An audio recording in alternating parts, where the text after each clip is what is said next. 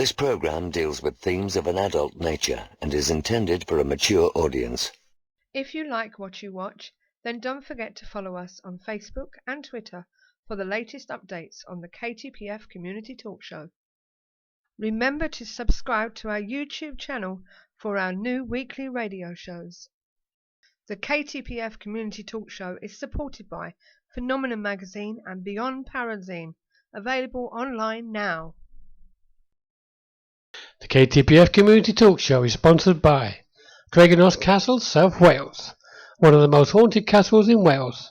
For more information on ghostly and ghastly events, including Fright Nights, all-night investigations and hen parties, visit www.mosthauntedcastle.com. The comments and views expressed on the KTPF Community Talk Show are those of the people that make them and do not necessarily reflect the views of ourselves or of our sponsors. 5, 4, 3, 2, 1. They've landed. You're in the right place. Online, on the web, and on air. All over the world. Talk radio. You hear us, we hear you. Yeah, good evening, ladies and gentlemen. My name's Suzanne. And he's Steve. Yes, that's me. Good evening, everybody, and welcome to the KTPF Community Talk Show. Just to let you know that was our very first show. That was how we started, yes. I don't know. Thank you for coming. It's another Sunday night in Manchester at www.ktpf.co.uk. My name's Suzanne. I'm Steve. And I'm Andy, and I'm here for a change. Hey! And we're here keeping the paranormal friendly as usual with us and you. We bring you a relaxed show with no pressure, so just sit back with your favourite beverage, listen whilst we talk about various topics from cryptozoology to UFOs and share information, advice, and most importantly, friendship. Remember, collaboration, not competition. This show incorporates a wide spectrum within this fascinating subject, so if you have any questions, then you can use the live interactive chat room or Skype and speak directly to our guest by adding ktpf.paranormalshow. Tonight we've got a show with a difference. If you're new to the KTPF, tonight we are celebrating 3 years of the KTPF Community Talk Show. And we apologise for not having a proper guest. We are the guests. Can I just specifically say that this is not a celebration for the KTPF Paranormal website, because that actually started in 2007. But more about that in a moment. Later on, we'll have the rundown, as usual, from the events provided by our sister site at paranormaleventsforyou.com. And before the end of the show, we will be launching our very first KTPF magazine, so look forward to that. We'd like to say hello to a few people in the chat room. We have Manky Hypnoman, and we also have Tim. I'm not sure who Tim is. Do I know you, Tim? Welcome anyway. Either way, welcome. He said, anyone know about Richard Holland? He's got his book on Haunted Wells. He doesn't seem to update his website. I haven't heard anything from Richard Holland for some time, but I'll see if I can find out for you this week and put it on the KTPF page, or let everybody know next week. I will do that for you. Manky Hypnoman is asking about a post he put on my Facebook about Manchester UFO over Stretford and Partington last night. Yes, I did get it. But did I see it? No, I was too busy investigating in Bolton. Did anybody else see it? But there's no pictures, so I can't really comment on what it might have been. Now, don't forget, as always with live stream, which is the platform we use, if you have any problems with the show, just refresh the page and you shall come back to us. And same with us, we will do the same thing. Touch wood, nothing will happen tonight. Well, as I say, we have Andy here, all the way from Essex. Yep. He's joined us this weekend to celebrate our KTPF evening, and also came with us last night to the Barlow Institute, didn't you? Indeed, yes. Yes. Interesting location. We should talk about it a bit later on, I imagine. Yes, and please be aware that we do. If you have not joined us before, we do have dogs, and they are whimpering at the moment. So It can be a bit barky sometimes. Yes. And Tim says no. Just happened to come across the website. A bit random, but he didn't know this was live. oh, Ooh. right, okay. We are live. So We are live. So we're just a relaxed show, Tim. Nothing too pressurised, but we do have some great guests on talking about different subjects of the paranormal. So hopefully we'll see you in the chat room from this day forth. You're always welcome. Now, as I said, we're having a bit of a difference tonight. We're going to be talking about. Andy says it's about time we got interviewed, wasn't it? Right. Absolutely. Andy? Yes, we'll turn the tables a bit tonight, guys. I'm going to have a little chat with these two about how this all started, both them in the ghost world and the radio show specifically. So if you have any questions for Steve and Sue, by all means, put them into the chat room. Or Keep even them to yourself. No, make them strange and weird. You can stick them into the chat room or even Skype us or phone. You know the number, it's always available. So It's 0844 414 3982. Or, as I said, you can Skype in at ktpf.paranormalshow.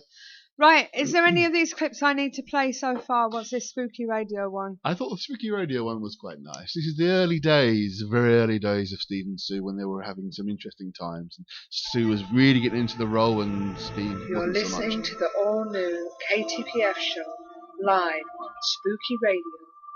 Keeping the paranormal friendly, where membership is just a smiling face.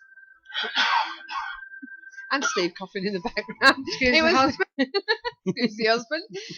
Yeah, back in the early days, I must admit, Steve, it was before Steve had his operation, wasn't it, Steve, on your nose? So you were very coughy and spluttery at the time. Yeah. So, Andy, what is it you want to know? Well, obviously, the first question really is, how did the show itself actually start? How did it come about? Right. Well, what we're going to do is we're going to start off with that one in a moment. But what we're going to go with the flow and get Steve to quickly run through the observations, I think, as we always do on the start of the show. And then we'll get into the nitty-gritty. Well, there, of course, is your first link up there. And there we go. A ghostly figure appears in teenager's snapshot selfie. Bethany Harvey of Northern Ireland took a photo with her nephew, and in the selfie is a strange pair of legs in the background. In the photo, Harvey can be seen with her nephew as her sister photobombs. Then in the background, what appears to be a young girl in a purple dress can be seen, with her hands on her lap. A friend of mine came to my house that night and pointed out what looks to be a woman with her hands folded up on her knees in the background. Bearing in mind the picture was taken facing the living room door. Although we can't see the face of the figure, the rest of it is clear as day. There was nobody else in the living room at the time except for the ghost girl in the purple dress, she said. Harvey claims that she was in the house with her sister and nephew when she took the photo. She took the pic from her cell phone to upload into Snapshot. Oh, excuse me. Although nothing of the ordinary happened that night. When she took the image, Harvey says she had a strange things happening in the living room before. A lot of creepy things have happened in the house. I don't go into the living room in the dark anymore because I fear I might see something, Harvey said. According to Harvey, she is afraid to go into the living room now. She is terrified to come in contact with the spirit. The bottom part is quite clear. Yes. But it could quite easily just be someone who's sitting behind a curtain. I would have thought at first observation that was an elderly lady rather than a young woman, actually. The way the arms look and the hands. Just my first impression would be that's an older woman rather than a young person. But I would say there's somebody in that picture. That's just not. That's a person. That's just someone sitting there. It would be nice to think that it is a ghost, wasn't it? I think the more scary thing of this photograph, to be honest with you, is her eyebrows. My God. They're rather dark, rather drawn on. well, that's what ladies do these days. They Yes, shave them off to paint them back on again. Some rather unfortunate look, I think. It's a crazy look where they do that. I do not know why Do you know why, Susie, being a lady, What's that? why ladies shave their eyebrows off to paint them back on again? I haven't got a clue. well, there's your next link there. And here we go. Men in Black, director. Oh, not them again. Nope, not the Men in Black that we hear so much about. This is the director of the film. Will take on fake psychics in Amazing Randy movie. Oh, Lord. Director Barry Sonnenfeld is hoping to pull the wool over everyone's eyes with his next project. The man behind the camera for all 3 Men in Black films would tackle an adaptation of James the Amazing Randy's Project Alpha. The project, a real-life description chronicled in the documentary An Honest Liar, was surrounded in controversy when the now retired stage magician planted 2 false psychics in a privately funded psychic research experiment to disprove claims about his existence of paranormal activity. Sonnenfeld decided to come aboard the project after watching An Honest Liar and becoming attached to the material. Not only did I love An Honest Liar, he says, hang on, let's pull down this thing a bit further, but I know there was an excellent narrative film to be made out of the story. With James Randi playing the behind-the-curtain puppeteer, the film is currently in the early development stages and is not likely to enter the filming process anytime soon. The next project in store for Sonnenfeld is the upcoming 9 Lives, which will star Kevin Spacey and follow the story of a man who becomes trapped inside the body of a cat. An Honest Liar has had limited theatrical run after becoming a critical success following its premiere at the Tribeca Film Festival last year. And you never know, if it gets made into a film and a hit, James Randi might actually be able to afford to pay the £1 million out that he keeps promising people if they can prove what they say they can prove. Woohoo! Yeah, that would be nice, wouldn't it? Unfortunately, as we all know, said tests are definitely against you. So test is impossible to pass. It's more accurate. Deliberately worded to make it impossible. Next. There you go. There's number 3 coming up. Skeletons of Bedlam Asylum moving, but ghost may stay. Nothing seems to stand in the way of progress these days, but ghosts can sometimes slow it down.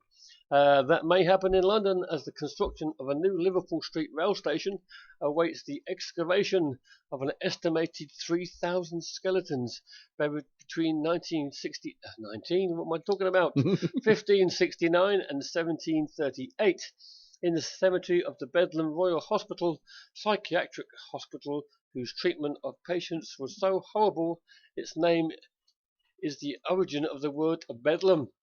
Will the ghosts of Bedlam that have appeared at the station move with the skeletons to a cemetery near London, or will they stay as a reminder of what happened at Bedlam?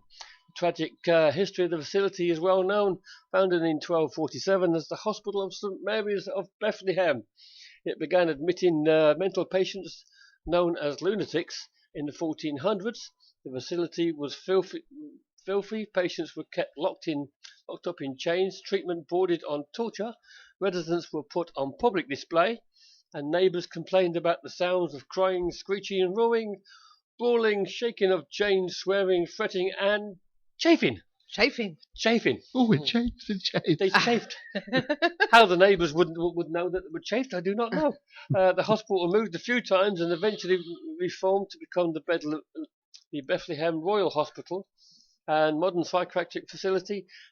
The cemetery stayed in the same old location, and the Liverpool Street Underground station was built over it in 1874. The numbers of the ghosts of the Bedlam have haunted the station and surrounding area between 1780 and 1812. Screams were regularly heard, sometimes calling for half a penny, and were attributed to a patient named Rebecca Griffiths, who was believed to have been buried there without the coin she always carried. More recently, in 2000, a ghost was recorded on closed-circuit TV in the station's East Tunnel. The skeletons will be studied by archaeologists as a way to learn more about Bedlam and the life in the 16th and 17th century London, especially during the Great Plague of London in 1665, when the bubonic plague killed up to 100,000 people. Archaeologists, how the heck do we say that? Nyama Naima? Oh, thank you. And for those of you that are wondering why I was a bit confused, it's Niamh. Irish. Naima McCarthy says it will be done with respect for those who suffered through their stay at Bethlehem, in a kind of act of remembrance in a way of their mortal remains are given us information. Will the ghosts move to the new cemetery and finally be at peace? Only time will tell. I can tell you something interesting about that. I used to work Julie. in a shop in London Wall, which is just down the road from Liverpool Street Station, and it was the site of the second Bethlehem Hospital. So I actually worked on the site of the second one, because you said the one by the station was the original, then there was a second one, and I used to work on the site of the second one many years ago. But did you see any ghosties? Well, funnily enough, I actually spent quite a bit of time in the basement of the shop because I used to do pen repair down there. And there were occasions you hear the odd knock at the back of the storeroom, so I don't know. Never saw anything. There was the odd knock, I have to say. But you never know. Indeed. There we go. There'd be a knocking. There'd be a knocking at the door. At my bar Creepy door. ghost appears in old mental asylum. Haha, we're still at asylum. A small girl kneeling on the floor of an old mental asylum ward is among creepy images captured by paranormal believers who say they belong to some of Australia's most haunted destinations. Raylene Kelly and ghost hunter Alan Tiller have travelled around Australia visiting these sites on a mission to prove the existence of paranormal and to help ghosts stuck in limbo move on to the afterlife. While most people may be skeptical, they are finding evidence of supernatural. Tiller says that precisely why he does it. Images were captured at the Beechworth Lunatic Asylum in Australia. None of these seem to show us a small girl, though, and are interesting, although not knowing the criteria, and that was in place when the was done, have to put our skeptical heads on, as they could be real people, and that they were there at the time when the shots were taken. It's always the same, isn't it? We see a picture and it looks great, but because we don't know what things have been put in place, we don't know All the background information you possibly can whether get. other people were there at the time. Well, guys, I've kept it short this week, and that's a lot. That's a All lot. Okie dokie. Cheers, Steve. You're welcome. So, Excellent. well, later on we'll be having some of Andy's mysterious and conspiracy files. So old too, could describe as being the wackier files. Yeah, and don't forget we still have that launch to come later on as well. Absolutely. And at the end of the show, there will hopefully it should come out okay. A little remembrance, I suppose, little tribute to basically how it all began, which we'll hear from somebody beyond the grave, basically, because he's no longer with us. Absolutely. But more about Paul in a little bit. So the question really remains then, how did this all start? Right, Tell me the well, story. What do you want to know? How did the KTPF start, or how did the Absolutely. radio start? Well, let's go back to the radio part. I know, actually, we'll go back to the KTPF itself. How did that all actually come about? Right, okay. Well, I need to go back a little bit further, to be honest with you, because when we became part of the paranormal world, so to speak, by joining a paranormal group, we found that not necessary to us, but we'd heard a lot of animosity between groups. So, and then when our group disbanded, I should say, we carried on in our own right. Excuse me, let's get rid of that. Tom Hanks is not in the building. Where's it gone? We bear with me. Right, we carried on in our own right as UK Shadow Seekers, and we got a little bit of animosity for doing so. So the only way I could actually retaliate was to build the KTPF, Keeping the Paranormal Friendly website, which I thought, well, I know there's groups out there that want to work together, and basically I felt as though there needed to be some sort of centre point where hopefully groups can get together and share things, share evidence, because we can collaborate with each other and stuff, share venues and stuff, and give people ideas. And that was my plan, and that's how the KTPF website originally started. Can I just say that we wasn't trying to actually run anything? No. It's all there. If you want it, just take it. If you don't, Fair enough. Yeah. So basically, we was just trying to help out and try and bring the community world together. And since doing it, I found it's not just the paranormal world, as in ghost hunting. It's cryptozoology. It's UFOs. It's in all genres, which is it sort of annoys me in a way because we're all looking for the same thing, no matter what genre we're in. And therefore, I would have thought that everybody would have helped each other. But obviously not. You know, you've been in the game longer than I have, and you've seen it in the past as well. Both obviously in the paranormal, but also I'm very involved into the occult community, shall we say. And it's same thing there. You know, it's absolutely right. Well, we're seen, generally speaking, by the normal people as a bunch of loonies anyway. Yeah. We should be working together as a bunch of loonies, not against each other, but unfortunately that tends to be the case. And it used to hurt me, it really did, because I didn't get that much animosity about starting. It was just, I think, a shock for them that we did start, but then again it was a shock for us because we weren't planning on starting a new group. We was going to go away for a year and go with other groups and maybe start our own. But it just turned out it was a case of, what do we do now? Oh, well, let's carry on, you know. And so in a way it was a bit of a shock for us. But and I did find later on that most of the animosity comes from breakaway groups as well. Yeah. Thankfully, that's all by the by with our past group, or the people that was part of it. You know, everything's all water under the bridge. But as I say, KTPF came along, and then really after that, Paul Reed came along, which then in turn brought the radio. Yeah. So, you know. So how did the radio part begin then? That's where we are now. Well, basically what happened was Paul Reed contacted us. He was a guy in Bolton, and he was putting together a paranormal friendly free event to Marsden Moor. Right. And it was for all paranormal groups and some public to do an outside investigation for charity. Because everyone was putting in donations and stuff. I can't remember what the charity was for, to be honest. Oh, yes, I do. I think it was Macmillan Nurses. Yeah, for cancer. And anyway, so we got onto that and we started meeting other groups and everything. Well, Paul did this spooky radio sort of thing online, and there was himself playing music for an hour, which would be like Backstreet's Back or whatever, you know, or Thriller and all sorts of that type of genre music. And Ian Lawrence was doing a technical program. He'll be talking about technical stuff and blah, blah, blah, or they've just been on an invest and this is what happened.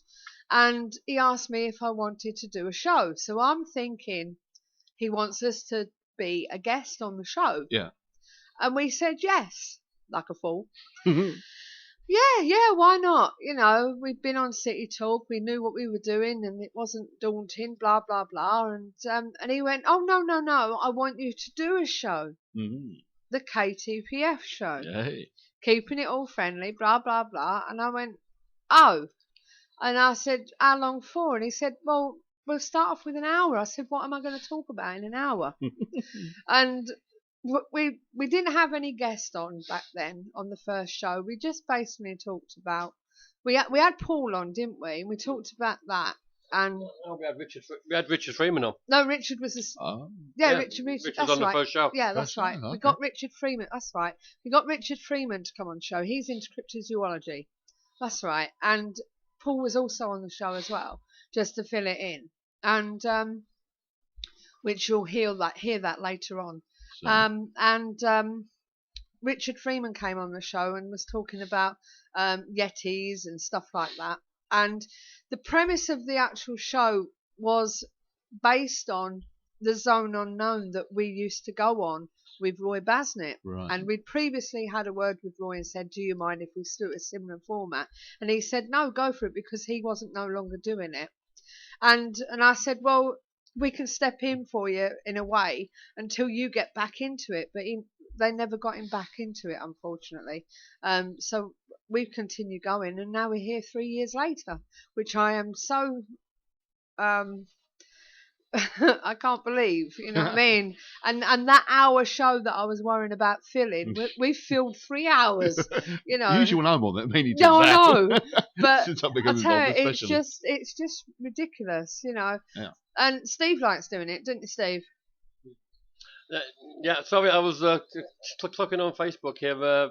Peter Lithgow has said happy 3rd anniversary Yeah, we've had quite a few from people say Fast that. Walker and Zip Media in Weymouth.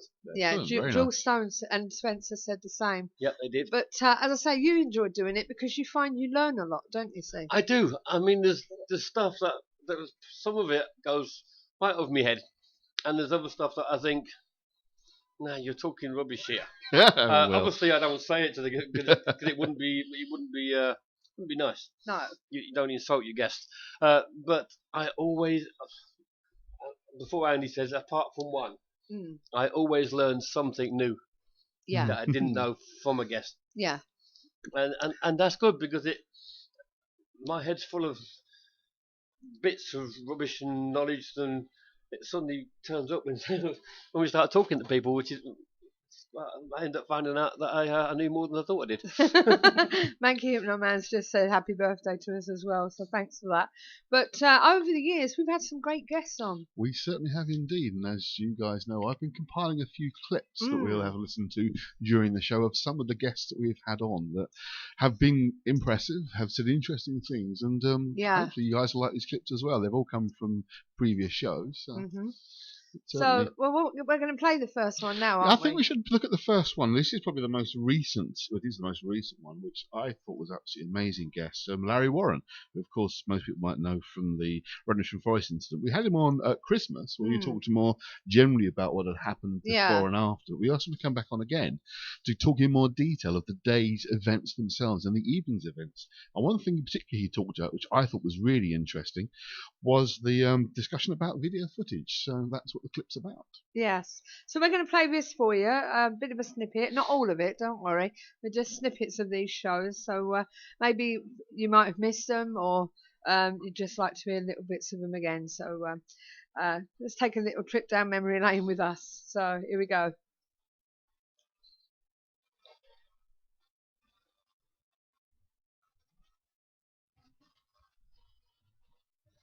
My second question is there was lots of rumours in regards to the filming that was taking place on the third night. That film was picked up by a military aircraft not long afterwards and flown to Reichsland Air Force Base in Germany for analysis. I just wondered if you knew any information about that, or was it ever confirmed, or? I do. Yeah, it is confirmed. I always said there were cameras, and they could have been video, or they could have. And people are giving me this technological. Could it?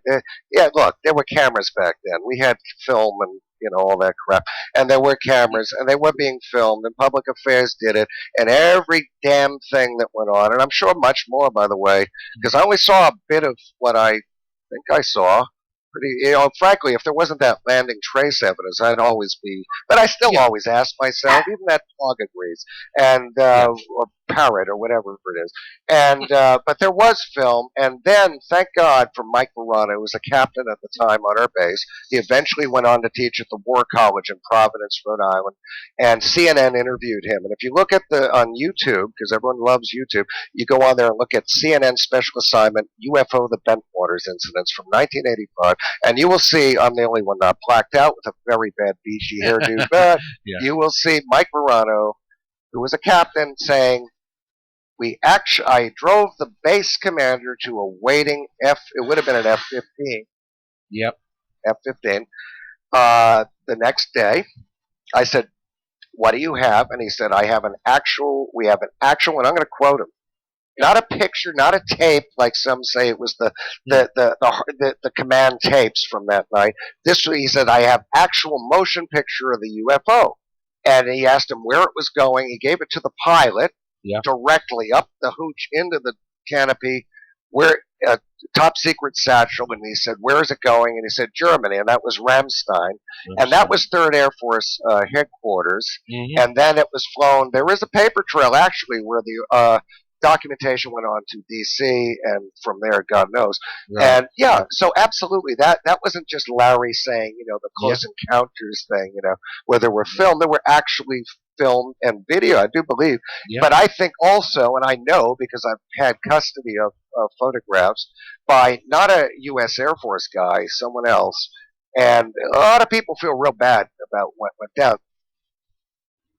Yeah, so that was That's actually, my apologies, that was Larry talking the first time with Yeah. Steve Merrers in the studio with us. Another reason, of course, why I've mentioned that clip is that our first magazine, which we're promoting heavily, of course, contains large sections of the second interview with Larry actually talking about the events of the night themselves and the previous day, including a photograph, which I personally didn't know existed, which I'm very impressed with. Yeah. But going back to KTPF itself, I was just wondering how you two actually got into ghost hunting in the first place. Do you want to take that over, Steve, or do you want me to tell him? No, I was. Larry was a really enjoyable. I mean, he's such a character. Oh, he's going back to that. I think it wasn't listening. Yeah. I was picking. I got a slight delay in my ears. Oh, of course you have, yes. So I was picking up on the first bit first. But yeah, you're talking about the photographs there. Especially what's interesting is that the image was there.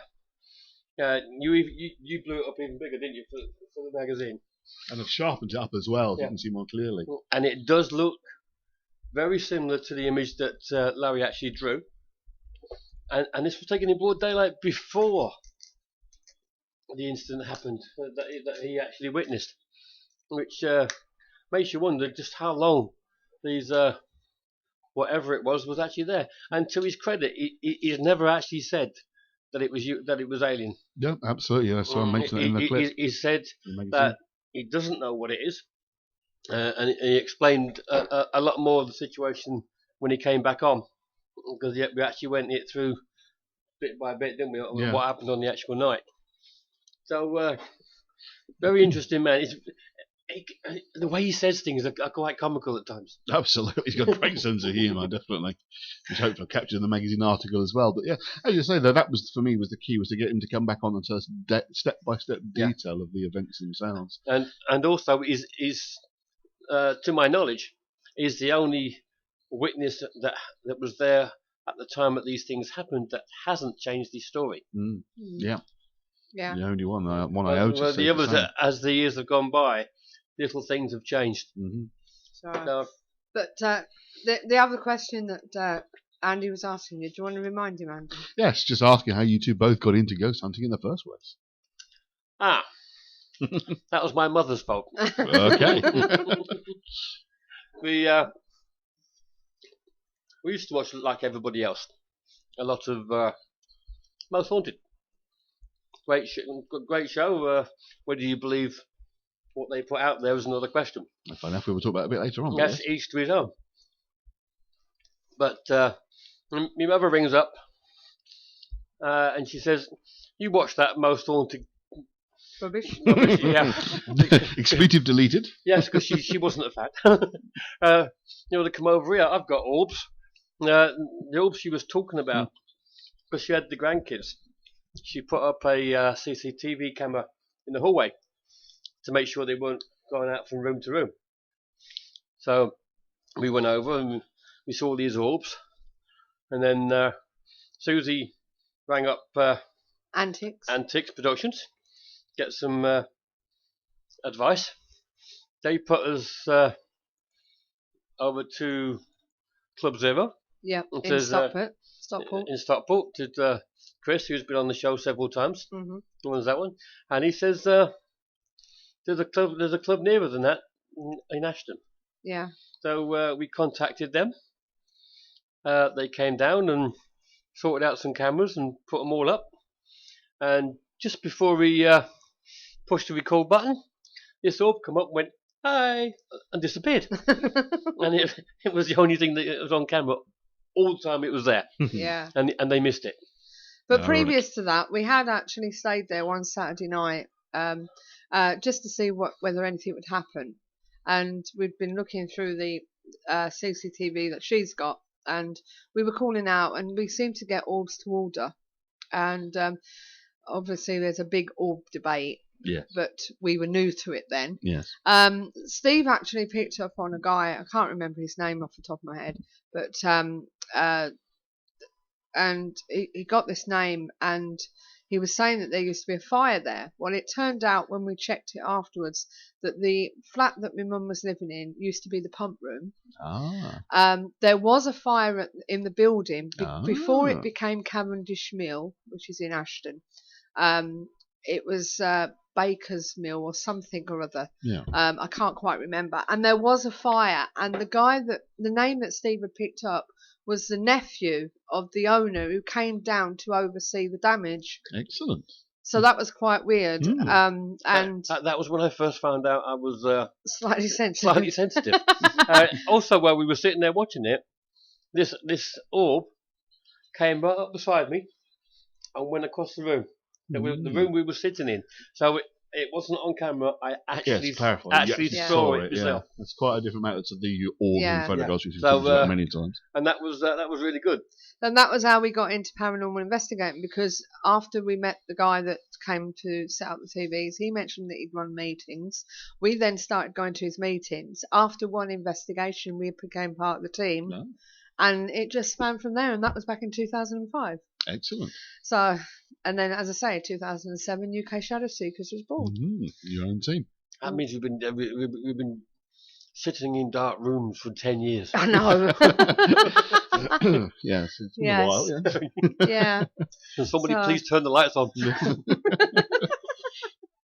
So, but no, we've had some good times. Doing the KTPF. Yeah. We've had some great guests on. It's like, I think, who is it? Manky Hypnoman's just said that he loved Derek Cora. How did we get him on? You know, how do we get these people on? We get a lot of people asking me, how did you get him? You know, and this, that, and the other. But that's quite easy, really. I just ask. Yeah. we pick up a phone or we email and say, would you like to help us out and come on the show? You know, could you, would you, sort of thing. And the majority of them, to their credits, say yeah. Yeah. Because they know they're not getting paid. Well, this is it. So they just come on and put their bit forward. There was one that I was actually surprised about, because his secretary did say that he doesn't do Sundays, and that was Eric Von Daniken. Yeah. Eric Von Daniken, yes, Eric. The man of the Chariots of the Gods. Absolutely. He was a guy that I never expected to say yes, because of what his secretary said, that he don't do Sundays. Being in Switzerland, I think he is. And obviously their time difference and everything, which I must admit, there's a lot of guests that we get on are from America. Yeah. So most of the time, like for instance, Ben Hansen, we had him on from Paranormal Factual Fate. When we used to do the Wednesday show, it wasn't too bad on the Wednesday night. It wasn't too bad for him.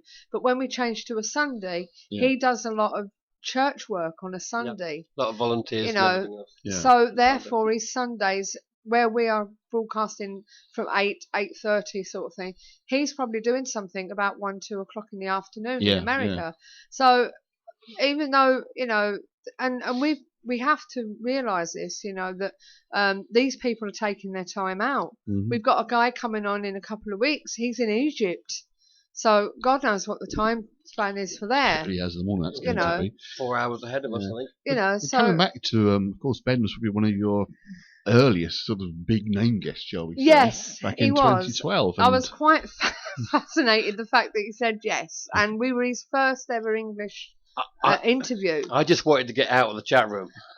There were so many women in there going, oh. Well, let's not go back into too much detail about that, because we have got quite an interesting clip. Steve actually asked a very good question about the combination of FBI work. I do. But before you do that, can I just answer this question that Dave Lloyd brought up? Oh, yes. He says, have we had any good EVPs over the years? Yes, one.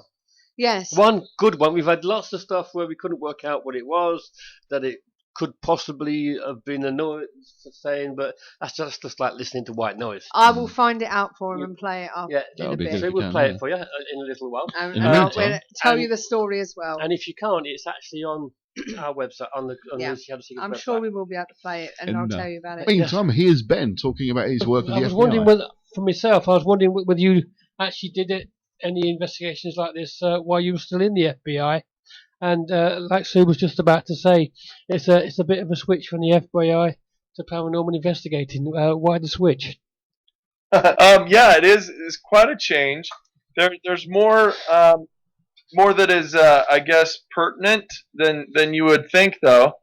I can't talk about any specific cases that I did while I was there because I'm not sure if they've gone to court yet, and I'm really there a lot of them were national security stuff, but I can tell you it's not your routine type of a case the FBI would get involved in. However, it is public record that the FBI has done investigations into, for example, cattle mutilations in the 70s because of the outbreak. They also involved or requested to be involved in flying saucer crashes.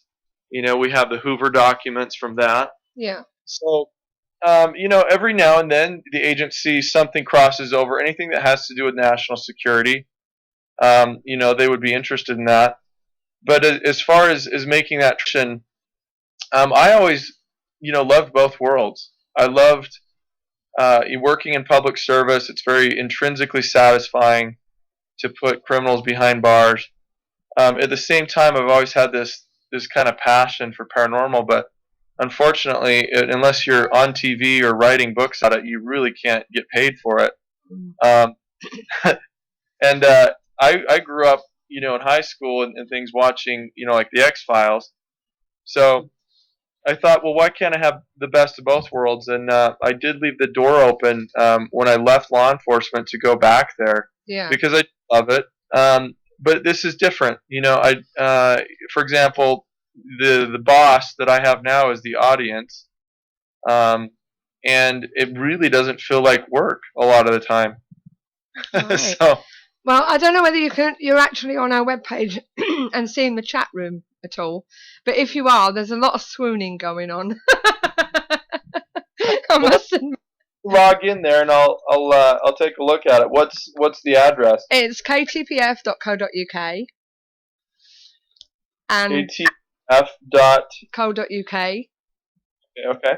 And when you get in there, there's once you get on the page, there should be a big blue button that says KTPF Show. You just click that. You'll see the chat room there. Yeah. Unfortunately, I wouldn't go into the filming bit because otherwise you'll get a lot of interference over the Skype. You have to keep that bit quiet. But you can see the chat room bit and yes, notice how the women have come on alive. And make the most of it, girls. Next week you've got a bald 50-year-old with middle-aged Fred. Yes, one of our people in the that was a very interesting night in the chat room. The girls definitely came alive, and Ben Hansen became better known as Ben Handsome after that. He came on the show twice actually, which was very kind of him. We try and get people on a couple of times. Firstly, to introduce themselves and how they got into the genre that they're talking about, and then the second time they come on, we get to talk about their research and everything. Get a bit more in depth. Yeah. Unless, of course, you're me and you come on about 10 times. No, this is it. Yeah. Just on everybody. So, over the time you've been actually doing active investigations yourselves, guys, what would you say was your favourite location when you've been to? Steve, you always do that. Gives me time to find what I'm looking for. I don't know. I mean, in the early days, I would have said butterflies. Yes, Oldham. In Oldham. Yeah. For those of you that don't know it, when we did it, it was a snooker hall, but downstairs at the back there used to be Butterflies nightclub, which was derelict. They've since turned the whole lot into flats. Oh. But it was a very interesting building. Got lots of stuff going on there. I love Drakelow Tunnels. the more I go, as long as I'm left alone, the more I pick up. I mean, obviously, when you're taking people around, you need to be involved in what's happening there for health and safety reasons, if nothing else. But if I can get a chance to be on my own for a little bit, and then I do get quite a bit happening there. Nottingham Town Hall is always a favourite. That's in Pontefract area. Yeah, it's on your little square building over 3 floors. You've got the main rooms upstairs, and you've got what used to be an old courtroom downstairs, and dance studios, and the cellars. And we always seem to get something there. Excellent. Always. I mean, first time we were getting lots of stuff in the cellar, nothing anywhere else. And we just shut up, about to lock the door, and all of a sudden the door slamming inside. So we had to unlock it and go right through the building again just to make sure nobody was in. And the next time we went, we were just leaving, and Ghost decided to wolf whistle us. Oh, Lord. And we got wolf whistled at just before we left. Yeah, so that was interesting. Mine used to be the Golden Fleece in York. Oh, yes, yeah. Which comes to the EVP that Dave was asking about, actually. Right, yeah. We went to the Golden Fleece in York on the 22nd of September 2006. And we'd seen the most haunted version where Stuart had been locked in the ensuite. And that would be the ensuite that doesn't lock. Yes. Now, what happened was... No, they pointed this out as well. Yeah. Oh, okay. So what happened was Steve went round before we started the investigation because in the episode, taps were dripping. No, they actually come on. Well, they came on. And he went round and tightened all the taps up. Now, we're talking about 8 o'clock. Yeah. 8:30. The investigation started at 9 o'clock. Round about 10, we was in St Catherine's room and on the first floor. And this is where the ensuite is. We're in there calling out, blah, blah, blah. I've got my dictaphone recording. And we sat somebody in the ensuite, which she never wanted the door to be closed. So, and Can you blame her because she got locked in? We double-checked the sink before we started. It wasn't wet or anything. And I was calling out and I was asking them to do something for us. All of a sudden, the girl that was in the ensuite said, I can hear the taps dripping. And we thought, oh, brilliant. So Steve went and checked, and sure enough, they were dripping and it was wet. In the break, I decided to check my dictaphone. Just before you play that, in the interest of being sceptical about this, it is possible that I over-tightened the taps. Yeah. Because if you over-tighten, you push the washer down, you can get a leak. True. But this was 2 to 2.5 hours later. Yeah. So take it as you will from that. This is what I found on my dictaphone.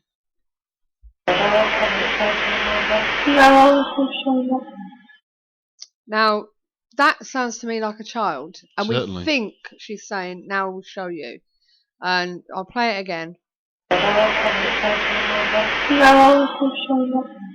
Now, that's what we picked up on the dictaphone.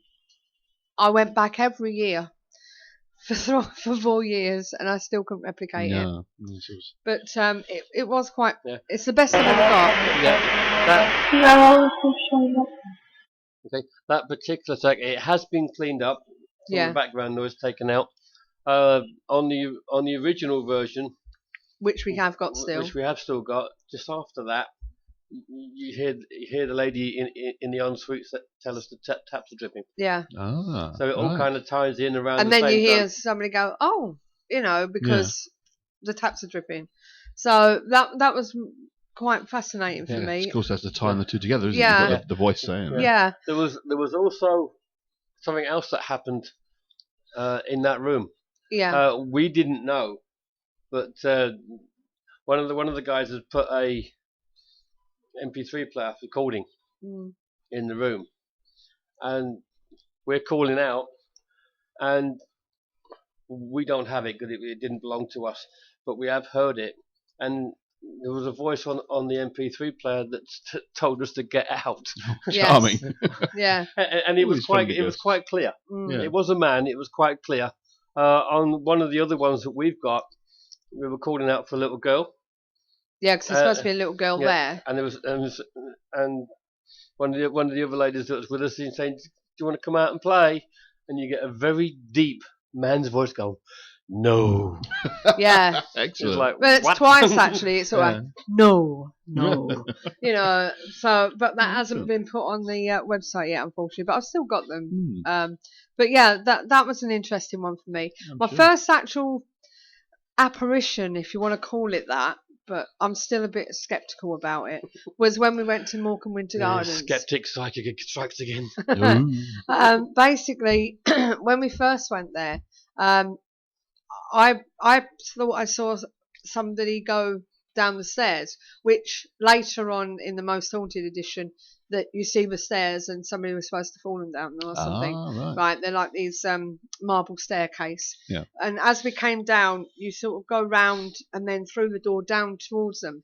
Well, I came downstairs with the guest, and just before I was about to say who's gone down that stairs, one of the guests said, "Who's just walked through that door?" And I went, "What did you see?"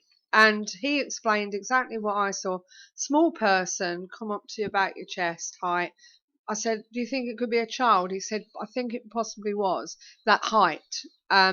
So I contacted in the break one of the friends of Morecambe, and I said to her name was Christine at the time, and I said to her, "Do you have any children?"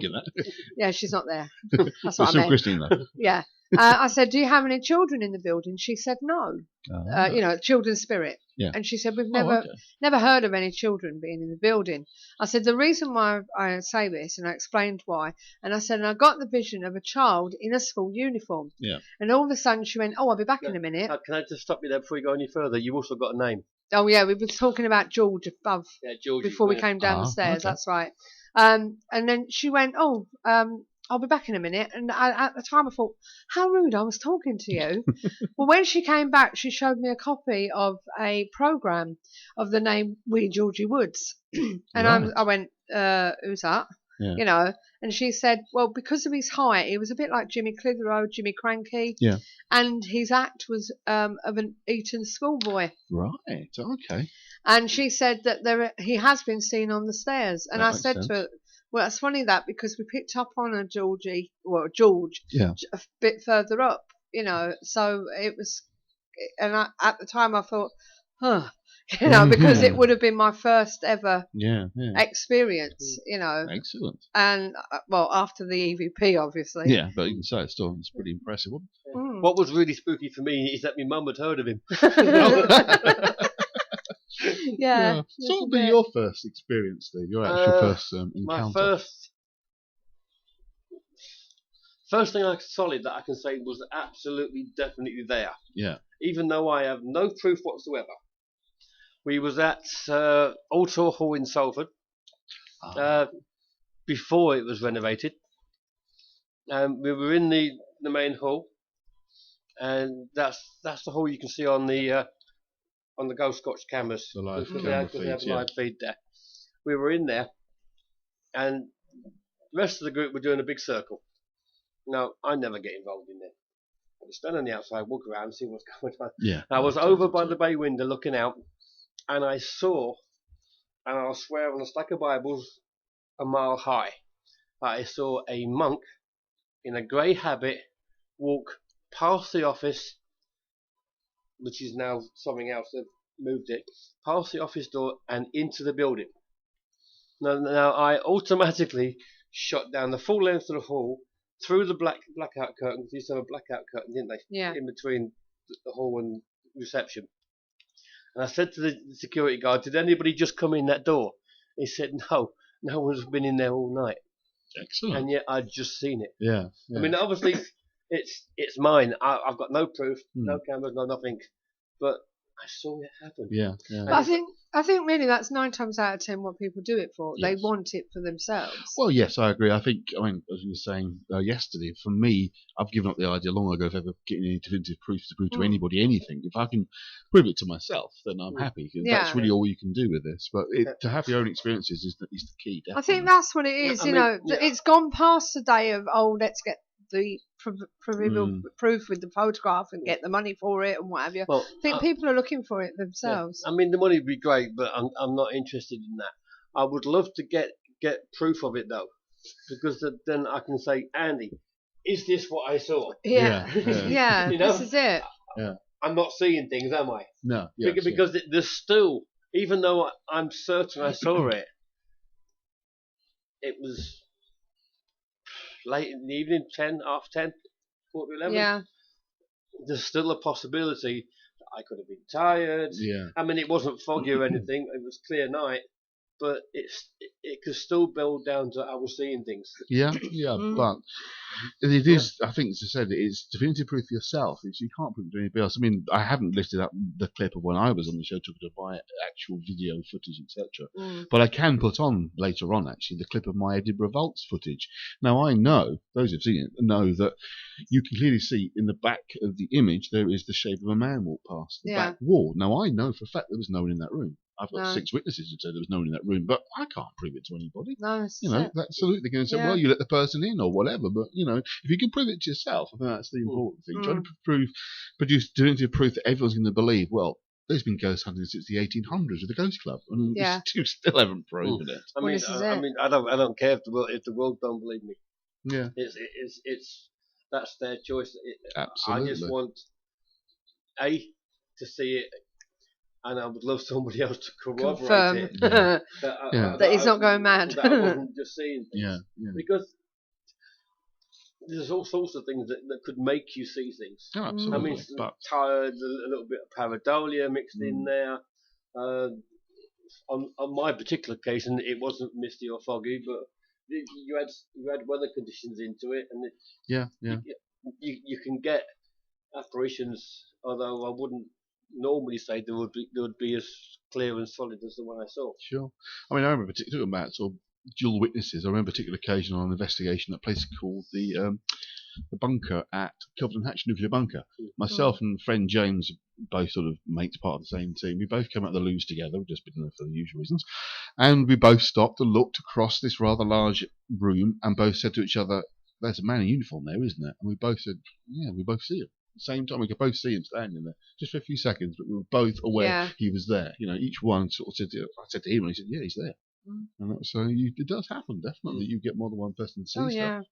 But certainly, going back a little bit to say about places like the Fleece where most haunted have been to, of course, they're probably the programs responsible for the explosion of interest in the paranormal that's happened over the last 10 years or so. And love or hate them, they put it in the forefront. Absolutely. It's one of those dualities that I found being involved before the program even started, that people had an idea about ghosts, and we had no more than a dozen groups across the country investigating, and all of a sudden there were hundreds of them, and companies doing the ghost events. And also, unfortunately, they're also responsible for the prices going up. That's very true, unfortunately. Because obviously these places that are now been on telly, and all the rest of it, they're associated with this very successful program, and I mean, one venue in particular, I won't mention it because it's not fair. It's their business. They do what they want. When Most Haunted had been, we got in there the very next day after it was broadcast. Yeah. And we got it for £8 a head. Yeah. A week later, it was £25 a head, just because Most Haunted had been. I've been there, yes. Yeah. But they say they are responsible for giving this thing a lift, but they did create very unrealistic expectations of what people can see on events. But it was a brilliant show. Yeah, but that's because everything's condensed on the show. Oh, absolutely. And people think that that's how it happens. Yeah. They don't realise that you're talking probably 3 days of filming condensed into 50 minutes. Probably not even that. Because once you had the adverts. The actual investigation bit they do is probably squashed into about 15, 20 minutes tops. Yeah. And you've got 3 days of what might be paranormal squashed into that.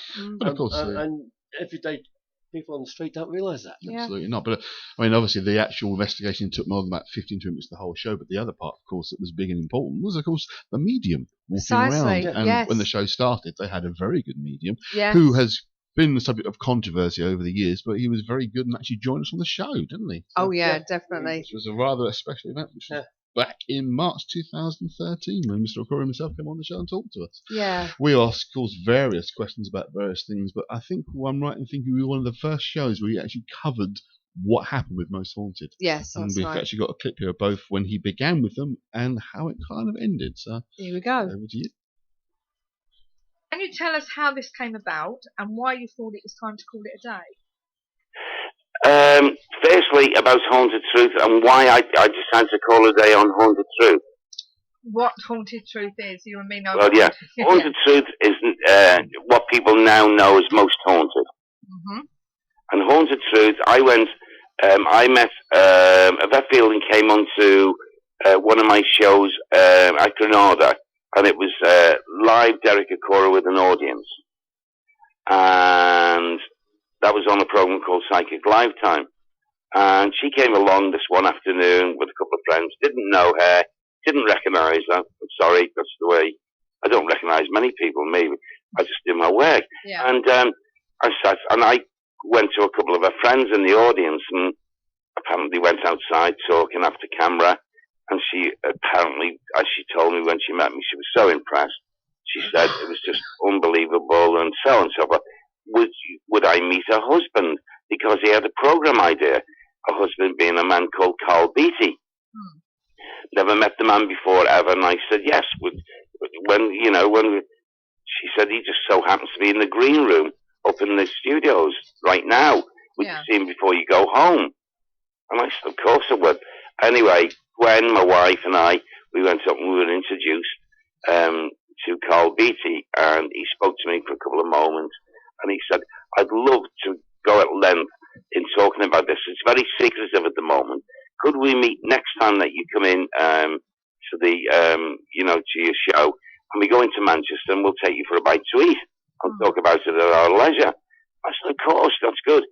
So the following Wednesday, because we used to do Psychic Lifetime Wednesday and Fridays, and I used to do another show in the week. It was about 3 times a week.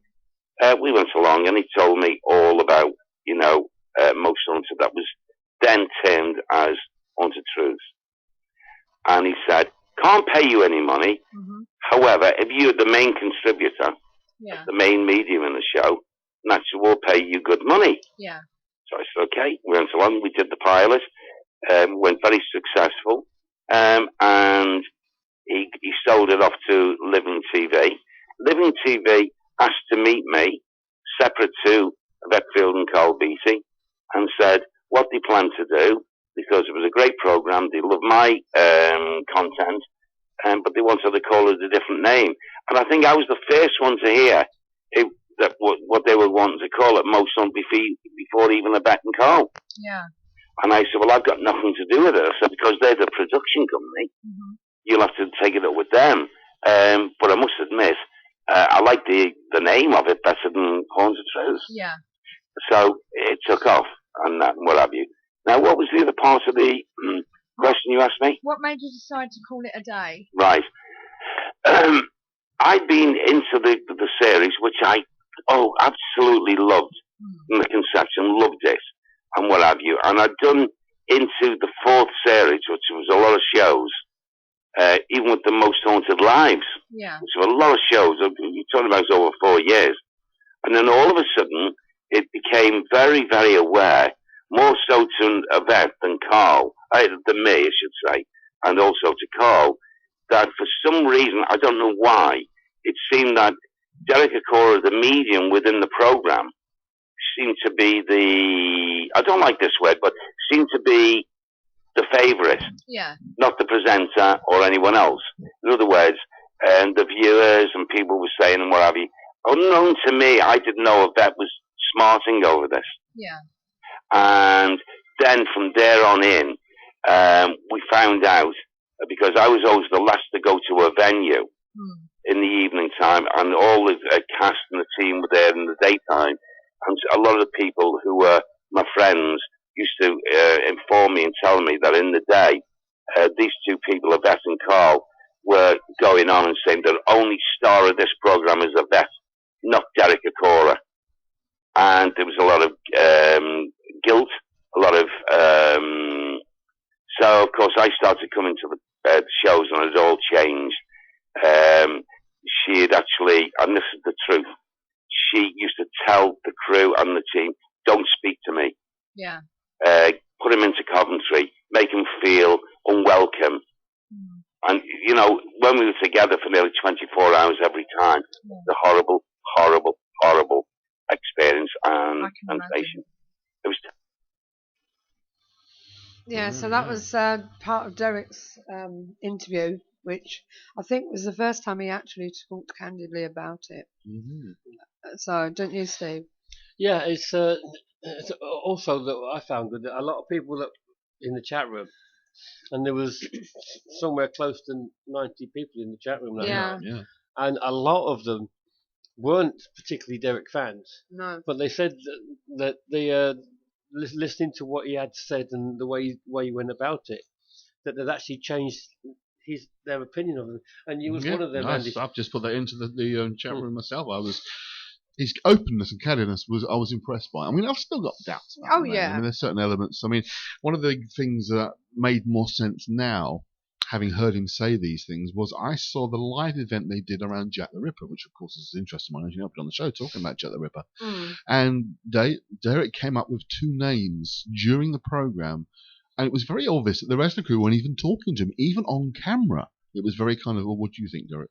But the two names he came up with, one of which had recently been proven absolutely to be fake. Yeah. And the other one, the person never existed in the first place. So he gave two very, very unlikely names. And that I thought, you've been fed very bad information, however that's got to you, whether it's from Sam or something you've seen or whatever. And that made me very, very suspicious of him. Not problems before, but again, his openness and honesty on the show I thought was impressive. It was good. We've met him a couple of times, haven't we, Steve? Yeah, he comes over quite well. Excuse me. He's a very friendly, easy to talk to person. Yeah. And I must admit, you know, people say, well, he's over the top and all this, that and the other, but we always say that if you've got 100, 200 people in an audience and he's talking to one person, you're going to get bored whilst he's talking to that one person if he doesn't involve you. So he's got to put that showmanship on to make everybody else get involved with the fact and be on the edge of their seats that he's picking up this person for this person in the audience. You know, there's a lot of very good mediums out there who will never be as big as Derek because they can't do that bit. They can do the one-to-one, they can get all the information through that needs to come through, but they can't do that and keep everybody else happy as a showman, and that's what he has to be when he's doing that. You have to balance the two of them to actually be successful in that field. And it's no surprise to discover that when I was looking at compiling these clips, that the Derek show was the largest replay audience on YouTube. That's probably no surprise. Absolutely not. But speaking of guests, who would you two say, each one of you, was your favourite guest you've had? Oh, God. I'll let you answer that first, Steve, while I think about it. Again, Steve? Yes, do it again. Do it again. But, I mean, like I said, I learned something from everybody. And I'm going to say, and it might be a bit surprise, but you. Oh, thank you. That's nice. Because I mean, I didn't know you were going to say that. I mean, so it's like when you did the JFK, you put loads of things up for us to see. You put loads of evidence there for us to check ourselves, and you were easy in the respect that I felt as if I could argue with you. Oh, thank you. You know what I mean? Yeah, absolutely. I mean, you get a lot of guests, and you think, don't really want to upset them. And because it was easy talking to you, I mean, the demonology one was a prime example. Yeah. I mean, it's like, Andy, no. I don't believe that bit. But you know what I mean? Yeah, absolutely. No, I want to discuss things. And that I like, when you can have that kind of feedback with people. I was a surprise. I was going to say that. Well, for me, I think for me, there's two people. One of them was Guy Lyon Playfair, because I've always been interested in the Enfield poltergeist. So I was very pleased that he came back and discussed that. This first one that really shocked me, and always has done, is Lionel Fanthorpe. Okay. Because I can't get over the fact that he is an Anglican priest who believes in the paranormal. Yeah. Because most people of the church will they'll say no, it doesn't exist, and apart from the fact, as Steve calls him, he's a karate. What do you call him? I called him the kick-ass vicar because I mean he's a black dan in martial arts. He's a biker, and he's a vicar, and he's into the paranormal, and he's the only vicar, priest, whatever denomination you want to talk about. That was when I said to him, is the only one that was willing to say, yes, that is a distinct possibility. When we said about Jesus actually being married. Yeah. So that's a big topic, of course. Yeah, I mean, obviously the church's powers that be would never even consider that. But as a priest and someone with a good brain, who's willing to say, well, why wouldn't he be married? Yeah, you know what I mean, yeah. It's what happened at the time. Mm-hmm. I know certainly. Yep. I mean, we're going into detail. Yep. And just to come back on what I said earlier, Mankey Hitman Man said yes, he loves your stuff on demons. Yeah. And but he never thought he could argue with you though. I was just going to say one of the interesting things about the whole Fanthorpe talking about the married Christ stuff. I mean, that itself is fascinating because anyone who really knows Jewish history and how Judaism works is there is one particular section in the Bible that is clearly talking about Christ's wedding without naming the word wedding. Things that Christ is about doing at this wedding. It's clearly his own wedding. Yeah, it never gets touched upon. I mean, there's also something about him having children, which everybody thinks is a conspiracy, and Dan Brown and all the rest of it. But there are apparently, and you would probably know more about this than me because you're into. Apparently, part of it's something to do with the faith based.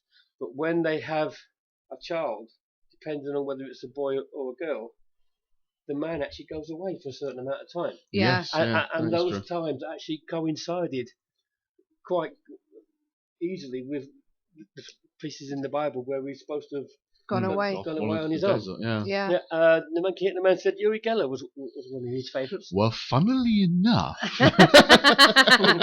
we're just leading towards that point. I think one of the most amazing people we had on the show in terms of coming on was Mr. Uri Geller. So we're going to jump forward a little bit to a clip I found of Mr. Geller talking about another very famous person in the world of psychic phenomena, but for all the wrong reasons, shall we say. That's like Mr. James Randi, who we all have certain opinions of this guy, but when Mr. Uri speaks about his personal experience of meeting Mr. Randi, James Randi, so go for it. Here we go. She says. One question we've had for you on the chat room. What do you think of James Randi? Well, I have to send him 100 bouquets of flowers because he created the legend and the mystery and the mysticism around Uri. He was acting almost like, and this is obviously coming from me and my opinion, but to me, he was an unpaid publicist. Yeah.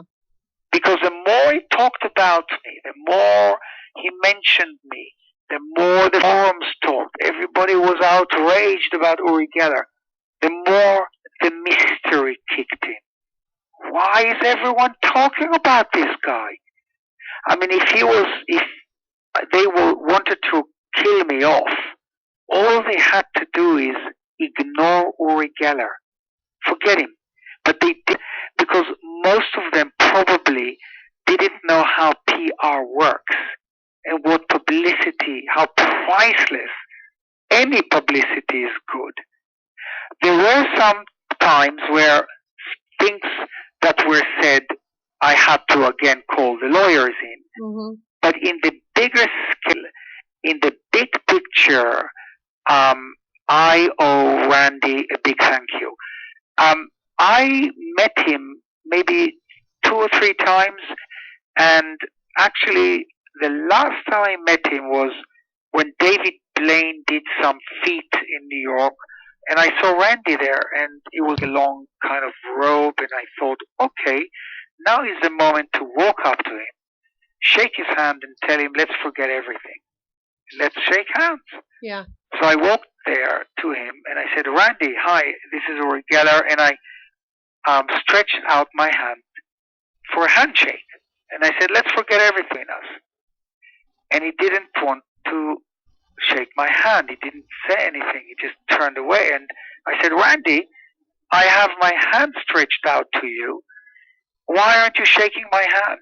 Mm. And he turned his head towards me, kind of looked from down upwards. And he says, because I hate your guts. So okay. that summed it up for me. You know? But so that's it. It's even not, for me at this point, from this second, it's not even worth talking about. Okay. Yeah, well, that was Uri Geller there talking about James Randi. But going back to your question that you said about, the favourite ones, there was one that I did miss out, was Larry E. Arnold. He spoke about spontaneous human combustion, which I am fascinated in. But then again, everybody that we've had on has been great, really, haven't they? From the people like Uri Geller and Derek Acora and the big names up there, right down to people like Sasha Christie and of course even Dave Lloyd, who has been on the show talking about chemtrails. I tell you what, there's someone that's kind of close to my heart, mainly because he's such a lovely guy. He's very funny, and he's very droll. And that's our friend from our Roland Gocklin. Roland Gocklin. Yeah. He came on the show and was talking about the fairies and the little folk and that. And just the way he puts it over. Yeah. I mean, a lot of people would know Roland.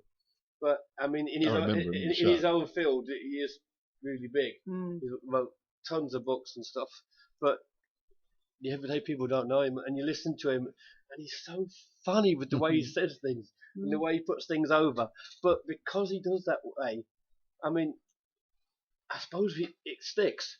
I mean, he used to be a teacher. Yeah. And I often wonder when he's on, I would love to have been in his class, especially if he teaches like that. Yeah. You know what I mean? But he would make the subject fun. Absolutely. Yeah. Yeah, even you enjoyed him when he was on. Oh God, yeah, absolutely. And he was a step in because we've been let down by somebody. I can't remember who it was who let us down, but we've had quite a few people that I think what happened there, somebody couldn't do it and we had to change a date for him. I think that's what happened. But everybody that we've asked, we've not really had anybody say no yet. Well, there's one we know about. Yeah, but they haven't actually said no. No, they've said yes, but they haven't got back to me with a date. We had one that said we don't do internet radio. Oh yeah, I wonder who that was. I can't remember. I can't think who that was now, but yeah. I wouldn't embarrass him by telling everybody anyway. But yes, we had one that just got rather snotty with himself. We don't do internet radio. Yeah, so tough because we do. As I say, we've had all sorts of people on from all walks of life, all walks of genres, even down to paranormal groups. Yeah. We'd like to get more paranormal groups on because that's what the KTPF's all about. Yeah. But it is nice to have guests on, and we always are looking for new guests. Absolutely. And I hope that we can continue bringing guests. Well, speaking of guests, who have you had that you haven't yet had on you'd like to have on? Oh, now there's a question. I can't think at the moment. Over to you, Sue. Oh, thanks. I'm going to have to think of that one. I think I've had everybody that I'd like on. I'm not sure, to be honest with you, off the top of my head. We've had Richard Holland on, which was good. We've had Larry on. For pure controversy. Yeah. I would want the guys from Most Haunted and Derek on at the same time. That's something. Just for you know, pure controversy. Yeah. I mean, having said that, when Derek was on, we did say to the guys at Most Haunted, "Do you want to come on and put your version across?" Because obviously we have to keep the show balanced, as much as we can, and unfortunately they didn't take up the opportunity. No. See, most of the guests we have on, I'll hold my hands up. I don't know what the hell they're talking about, right? But it's good to learn because that's what it's all about. That's how you learn, you of know. course, isn't it? By having them on. Precisely, it is how we learn, you know, and it's nice to learn these subjects. You know, for instance, Anthony Peake.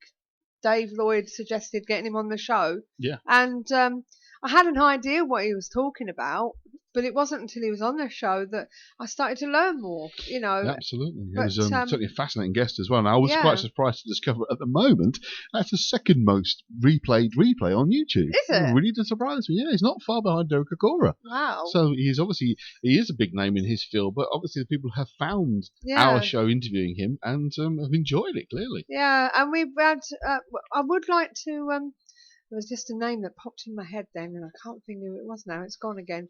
But there was somebody that I would like to get on the show, and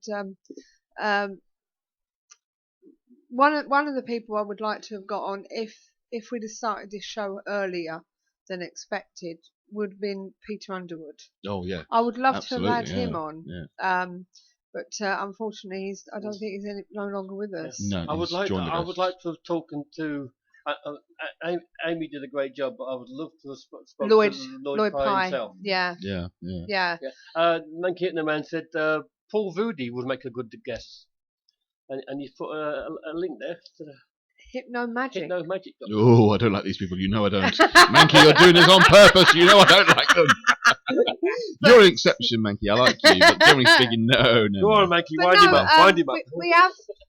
You know, there has been quite a few people that we'd like to get on. I mean, crop circles. We've not had that been done yet. Oh, we'll have to look into somebody for that. I mean, I've got a friend who's written about crop circles, Andy Collins. We'll hopefully get him on later in the year and talk about. But he's more talking about the Seventh Sword psychic wrestling stuff, which my friend Richard and I are going to talk about next month, of course, as you know. Our one-off special. And we have to thank the guys in the chat room as well. They put names forward. I mean, James Rink, for instance. Talking about the super soldier. Unfortunately, that's one that I didn't learn anything from. And it kind of went over my head a bit, that one. But who's to say? TCGH said Bill Chappell would be good. We'll have to have a look into it. I don't know. But this is what it's all about, you see, guys. What does Bill Chappell do? This is what it's all about at the end of the day, because this isn't our radio show. We bring it to you, but it's your show, and we need you to either come on and talk about your interests and why you're involved in it, or give us names of people you would like us to try and get on the show for you to listen to. This is your show. This is why we asked you to get involved. We're doing this for you, you know, and as I say, put your input in. Be a part of it. You know, at least you can sit there and say, I got this person on. And we've even managed to put someone's hero on the show. Who's that? Well, Paul for Vendavals, he was well into Eric Von Daniken. And when we told him he was on, he went, I said, do you want to come on the show and talk to him yourself? Yes. So actually, from that point of view, he actually spoke to his hero. Going back to the controversy. Miles Johnson we got coming up. Going back to the controversy that you mentioned, Steve, between Most Haunted and Derek, we have actually had some controversial issues on the show, haven't we? Oh, absolutely, yes. There was one thing we was asked to cover, and although I was a little bit unsure about it, but we did do it, and it did go down quite well. And that was what we classed as the Compass Saga. Absolutely. We talked obviously in great length about the issues itself surrounding it. And indeed, I've got a clip of you reading out one of the letters from someone who was actually supposed to be going on one of their events. Yes. Who came away from Canada and unfortunately was let down by them. And I think this is an important area to cover because it isn't all lightness and fluffiness. Sometimes people do get basically ripped off. And I think we should certainly go back to this clip and talk about it. Yeah, I think we'll put this on. It's from a young lady called Carol Porteous, and she's in Canada. Okay. And this is basically what she says. As I say, it goes beyond Colditz now. Back on December the 3rd, Barry Fitzgerald of Ghost Hunters International fame had posted on his Facebook site a recap of 2014. In his recap for the month of June, he advertised, "Join me as we investigate the wolf's lair in Poland." This caught my attention for two reasons. First, I wanted to visit Wolf's Lair, and second, meet Mr. F. There's a third thing I'd point about that. Go on. It's not in Poland. Oh, is it not? Okay. I checked out Compass P at the time and saw that it appeared to be a worthwhile and trustworthy operation. They had been around for many years. I saw many glowing reports about this company, and it was advertised that Kevin Bowen stated, and I'm going to say it again, placing integrity and respect first and foremost. I saw that he was involved with several other venues like Mediumship Evenings, Paracon 2014, etc. With Mr. F involved along with such positive feedback, I felt confident that this tour company was above board and to be trusted. I live in Vancouver, BC, Canada, so I needed to book flights and arrange for hotel rooms. I have been an investigator for many, many years and thought it would be great to meet the investigators in the UK and travel to Poland. I contacted Mr. Bowen in December and immediately started on his payment plan. Everything seemed to be going well. I noticed that Compass was actively involved in other investigations, and I was corresponding with Mr. Bowen about numerous questions regarding the trip. I booked air travel for myself and husband and planned to stay in Dartford in order to be near Ebbsfleet, where the tour was supposed to meet. I had voiced to Mr. Bowen my worries about getting lost and not finding the coach, but he assured me that they would find me. Later in the year, Compass advertised Dracula's Castle, and we decided that we wanted to attend that as well. In mid-March, I was completely paid up for Wolf's tour but Mr. Bowen sent me an email asking for another £100. I emailed him back to clear things up and then pressured him to pay Brancaster. And then he pressured me to pay Brancaster in full at the time. He said most of the other team members have paid already and they were already saving for spending money. I then asked Mr. Bowen if I could pay him for Brancaster when I saw him at the Wolf's tour, but he declined. I thought that strange at the time, but being eager to attend the event, I paid him in full for Bran as well. I have now paid him in total of £1,596 for both trips. It's in British pound. Meanwhile, I was busy researching currencies, our stay in London, train travel, and many other issues involved in our holiday. Closer to our departure, I started to email Compass to ask for more details on the tour, time to meet, itinerary, and so forth. I was very puzzled as to why Compass did not give us an itinerary. There was no replies to my email. Days started going by and still no answer. I started calling Compass Paranormal's office and there was no reply. No answer machine and no one was picking up the phone. I tried both days and night, as the UK is 8 hours ahead of us, still nothing. But by this time I was frantic. Our flight was due to leave shortly and I could not get hold of the tour. Please bear in mind that I was not spending much time on Facebook, and I didn't know there was a problem with Compass P. Finally, I had the idea to message Barry F. through Facebook to ask him if he knew anything about Compass. For this, I will always be entirely grateful. He messaged me immediately back and told me that he no longer was affiliated with Compass. Mr. F. is a kind man and a gentleman, and without his help, I would not have known anything about this. I put two and two together and realised that the Wolf's tour was cancelled. We were not going to cancel our flights and decided to make the most of things the best of things and cancel our rooms in Dartford and rebook elsewhere. We had to replay everything at the last moment. In fact, I had to do it all in England because by this time we were headed to the airport. I was disgusted beyond belief not to have the simple courtesy to let us know. We had told everyone where we were going. I had got Polish currency and euros for our stop in Berlin, etc. When we returned, I emailed Mr. Bowen and told him he had no decency or morality. I told him I wanted my money back. He replied to my email saying he was working on getting my refund back. There was absolutely no apology from him about not letting us know about the cancellation. I contacted PayPal, but unfortunately they have a strict rule about making payments after 45 days. We were out of luck. Mrs. Bowen informed us that they had added our names to their solicitors. I have not to this day ever received any correspondence from any solicitor. I have not received a cent back from Compass either. When I had contacted Mrs. Bowen by FB and Mr. Bowen by email regarding my refund, they never asked for payment details, where to send it or what email account for PayPal. It was at this point I realised between fleeing and putting all the blame on others that I would probably never see a cent of my money. Certainly I have been lied to and treated quite badly. It was then I found the group on FB, Compass Paranormal, Can We Get Our Refunds? It was in this group that I truly began to get the horrendous scope of deceit and lies. I was not alone. That was a really horrendous show.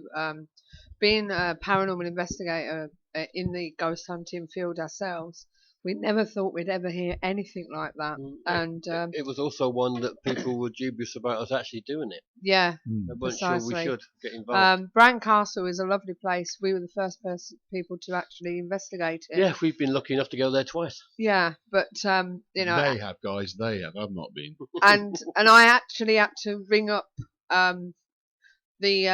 the managers there to let them know, to be honest with you, because I felt as though it was my duty to do so, seeing as I'd set the ball rolling for paranormal groups to go there to inform them that this group would not be turning up and what had been happening in this country.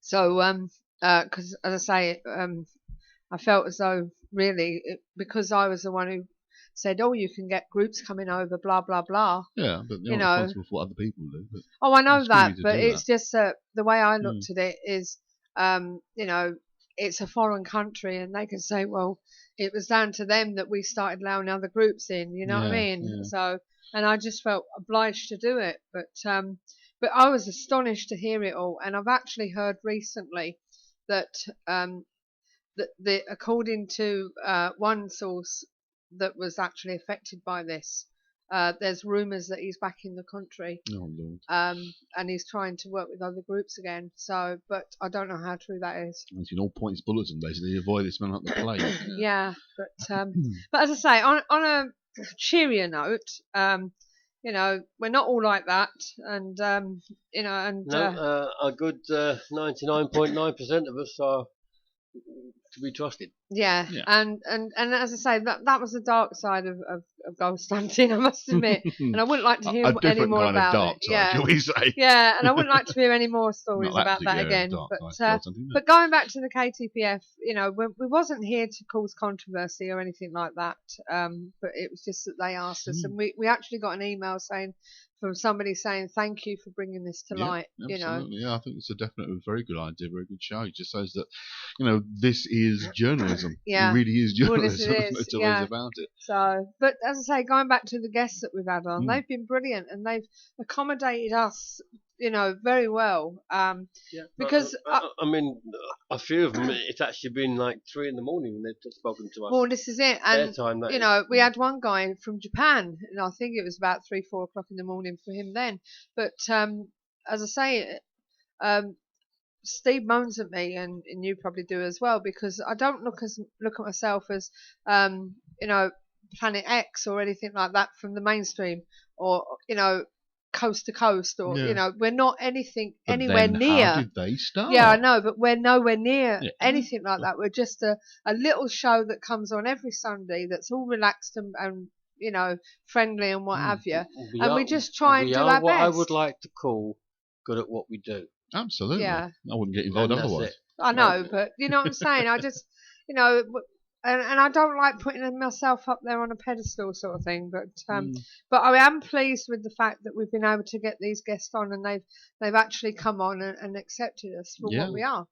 Absolutely. So, I would also like to thank Roy and Mark. Mark Rosney and Roy Basnett. They've actually put some of the guests that they've had on. Yeah. Put some of the contact details our way. Yes. That's excellent. I mean, some of the ones they give us that we've actually had on, but I mean, a lot of them the details didn't match anymore. But it was nice of them to put over. Yeah. Try, certainly. But as I say, we mentioned him before, Von Daniken. As I say, that was one person that I never thought would actually say yes. Absolutely. I was quite amazed as well when you actually said he was going to be coming on. I was looking forward to the zombie one. Yes, I must admit, Unfortunately, Wade Davis. Unfortunately, that one didn't happen. Well, I do have an alternate friend who may be able to talk about zombies at some point in the future. Yes. It was more not to the fact of zombies as in the Walking Dead type thing. It was more to do with the Tahiti drug that was used from the pufferfish and My everything. friend says he's interested in Haitian voodoo, so he does obviously have an interest in knowledge that area of it as well. Yeah, yes, Alistair, the Star Child was good as well. We enjoyed having Amy on. So, but shall we play this Von Daniken one? Yes, let's just do a bit clarification of the Von Daniken bit, because this is what intrigued me the most was when I didn't know a lot about his stuff. That I knew that he was very much ancient aliens was his thing. We were talking about aliens from millennia ago coming and changing the way in which man worked and operated. But he was asked a question about alien abduction, and I was surprised at his response, and I think you probably best play it rather than me say it. But Okay. Now, do you believe that alien abductions are happening? Today? Yes. Yes, unfortunately.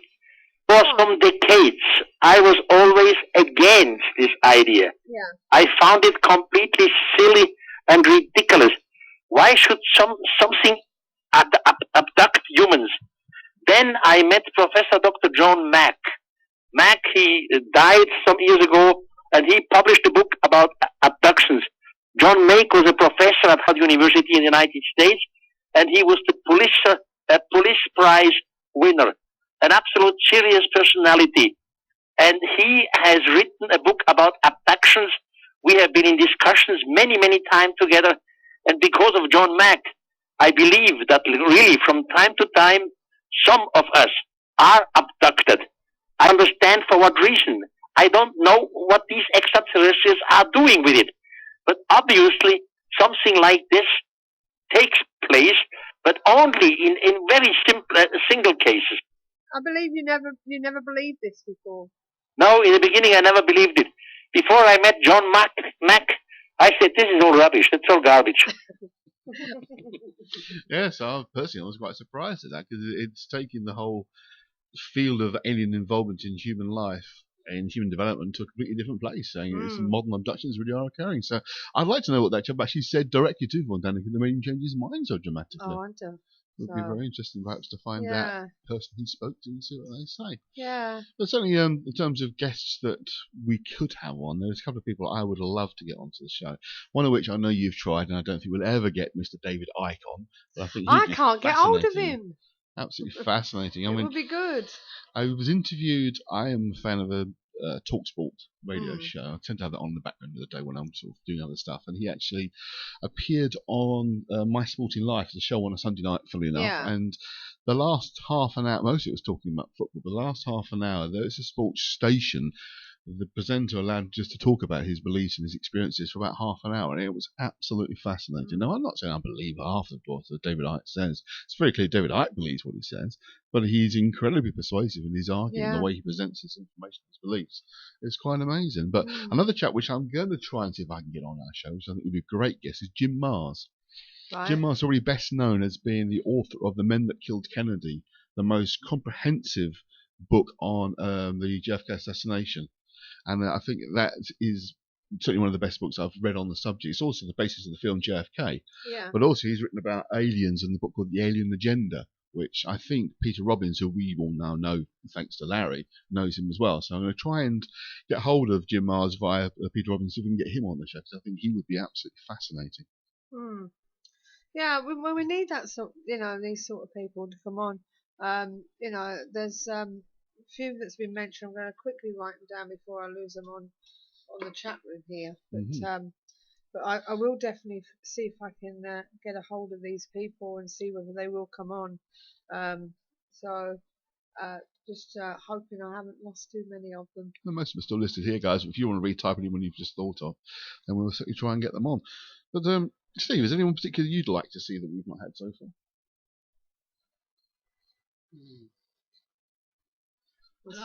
I don't really know. I mean, I don't know a lot of names and people in the field, but as long as I can take something from it, I'm a happy bunny. Sure. And obviously, you want somebody that's, well, like Eric Van Daniken, is prepared to look. I mean, he looked at obviously evidence from John Mack and thought, yeah, I was wrong.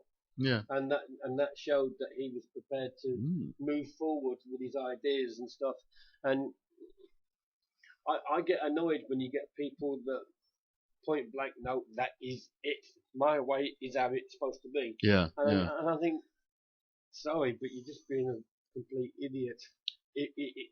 Because no matter what you say, that may have been it. Yeah. But things move forward all the Absolutely, time. yeah. And because they're moving forward, they're changing. And I get annoyed at people that aren't willing to look at that. Yeah, yeah. And when that happens, I just sit back and go, talk. because if I say, if I start questioning it, I'm going to get annoyed and it ends up being silly. And I'd rather just say, okay, you just talk about it. I know for a fact that at least some of what you're saying is going to be wrong because it's moved forward. Everything we do, everything we study, whether it be ghosts, cryptozoology, UFOs, everything moves. And it moves because someone somewhere has found a little bit of extra bit of a link. Yeah. It pushes us forward a bit. And because of that link, it changes what we once thought. Absolutely. And if you're not willing to look at that and take that into consideration and stick with what you think is true or what you know is to be true at one time, then we're buggered. Yeah. These ideas have to develop and move forward. Yeah, this whole field is just completely buggered because we can't be stuck in the mud. Yeah, I mean, I think we recognise that it's not a wholly academic subject. It is more of a popular interest, which is good because we're not then held down by the kind of rules and regulations of academia that we have to try and jump through hoops to prove X, Y, Z. We develop this ourselves. It's organic. Yeah. It's also annoying that they call us pseudoscience. We're not pseudo anything. We are those of us that can. Yes. And because it's a bloody expensive field brewing. And you need to be able to have money on your background so you can. There's a lot of to really get into what we need to search out. You can't be working. Yeah. You can't be doing something. You need to be into your research. Yeah. And for that, if you're not getting paid for doing it, you need the bank balance. Yes, you'll find other ways of funding it. Absolutely. So, it tends to be annoying being called a pseudoscience because there's a lot of very clever people out there trying to find the truth. Yes, some of them along the way have made the mistake, and what they're saying ends up being, in some cases, quite comical. Yeah. But it's only because they miss one step somewhere. Yes, yeah. It's funny enough, this conversation we had yesterday about the idea people put forward certain ideas, but then to take them too far, and they get sort of, this proves this, and this. Well, hang on a minute. Let's look at the steps you've taken to get there. Instead of waiting for the next link. Yeah, exactly. They jump to, in some cases, something that is quite reasonable to accept. Yeah. But if you haven't got the physical links along the way, then it throws everything out. The other advantage that we have in terms of the way we can research is that we're not pushing agendas. So often in modern science, they have a set idea that they have become well known for, and they will keep pushing that idea rather than develop it. I mean, I'm not going to go into names here, but I know there's a particular person who has done TV work and has a very public position of being rather anti the paranormal, believing it's all psychological. But yet I know for a fact he's been on investigations and witnessed things for himself that he knows he can't explain. But he would never admit it in a million years on TV or publicly, because it's part of his persona is to present this total skeptic personality. Yeah. And yet I know he's seen things he knows that he can't explain. Well, what we're going to do is we're going to take a quick break while we play this, and we'll be back after this. The Paranormal Intelligence Gathering Services Ghost Store is a one-stop shop for all of your ghost hunting gadgetry needs. Run by ghost hunters for ghost hunters, the shop is filled with all of the latest in investigation equipment, shipped in from all around the world, from high-quality digital dictaphones to EMF pumps, infrared illuminators to laser grid pens, CCTV equipment to data loggers. All of our equipment has already been imported, so you can buy it safe in the knowledge that there will be no hidden costs. And with our postage promise, you'll never pay more than the actual postage price. So visit www.the-pigs.co.uk/ghost store. Right, okay. I've written down all those names, so don't worry, we'll have a look into them. But the one thing that fascinates me is that we are getting around, because we're having people email us to ask to be on the show, which makes me feel really good. You know, I can't believe it. It does, you know, because it means that we're being acknowledged out there somewhere, you know, even if it is a small minority of people. Even if it's just someone who's written a book. Yeah. They've heard of us for some reason. Yeah. We had Gerard Gardner. He contacted us. He lives in Japan. He wanted to talk to us about the Egyptians and what they're trying to keep away from us, you know. We've got one guy, Dick Larson. He wants to come on the show, and I've got to sort a date out with him. You know, we've had quite a few people that have actually contacted us and said, you know, can we be on the show? Which is really good. Yeah. I enjoyed the big cat man. Yes, John McGowan. John McGowan, when he came on, he was talking about the big cats in the country. Yeah. And the evidence that he's actually found. We need to get more of that on. Through scat and that kind of stuff. Because people just it's hard to believe that there's still people out there that thinks it's a load of rubbish. Yeah. There's no big cats in this country. Yes. Well, they're in the zoos for a start. Yes. Yeah, but you So, know, I know what you mean. We're also waiting for people like Nick Redfern to get back to us, because he's due to come back on the show again, because he's got another book coming out. That's always a good chance to get people on shows when they've got things coming out to well, promote. This is it. It's a mutual benefit. It gives us a great guest and gives them a chance to promote their books. Well, this and is it. You know, I don't mind that. And I mean, a lot of people will come on in the chat room and they'll see that there's not many viewers on the chat on some nights. But if they go and look on the YouTube channel, there's hundreds of people that go on there and just listen to the replay. Well, most of the replays that I've checked out that are more than a few months old, they're three figures of listeners. You know, we're talking about Akora and, as I say, Anthony Peake. Both of those two together, there's over 1,000 replays. Well, Dave Lloyd has actually made me feel really nice, actually, because he's put, I would like to say that you're all doing a terrific job, and all the podcasts are here forever, long after you've moved on to the next dimension. So that's good. Flecky Bennett, we've tried getting him on the show, but because he does his walks in the evening, unfortunately he can't get to us. I thought Mankey was being rude there. No. He does the Underground Manchester. Yeah. And he also does the cemetery in London. Highgate. So. I suppose I don't know the name then, because I've been there many times. Yeah, he does like a ghost walk thing. Is there any particular topics that you guys have never had anyone on that you'd like? Crop circles. Yes. We would like to get on. I would like to know more about shadow people and the black-eyed children. Yeah. Without somebody just saying, with all due respect to the lady, it's Jinn.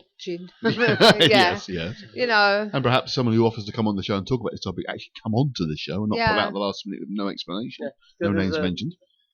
There is a lot of evidence being gathered out there on these things, and it's in both instances, whether it's black-eyed children or shadow people, on both instances, there's people that have had good experiences with them. Well, this is where it. they've actually helped. Yeah. And not been what everybody thinks is evil because they can't see their eyes. I will ask again about Flecky Bennett. Right. Go on, Andy.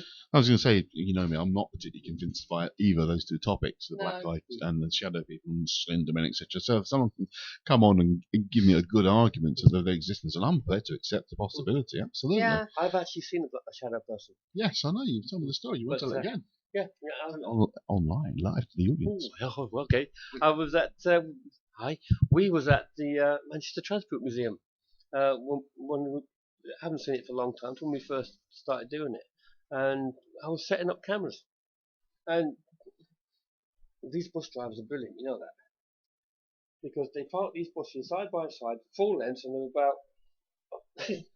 10 inches apart. How they can get that position with these buses, I don't know. I have trouble getting the car straight and sit in a tight spot. But I just looked up and looked straight through all the buses, probably about 5 buses long.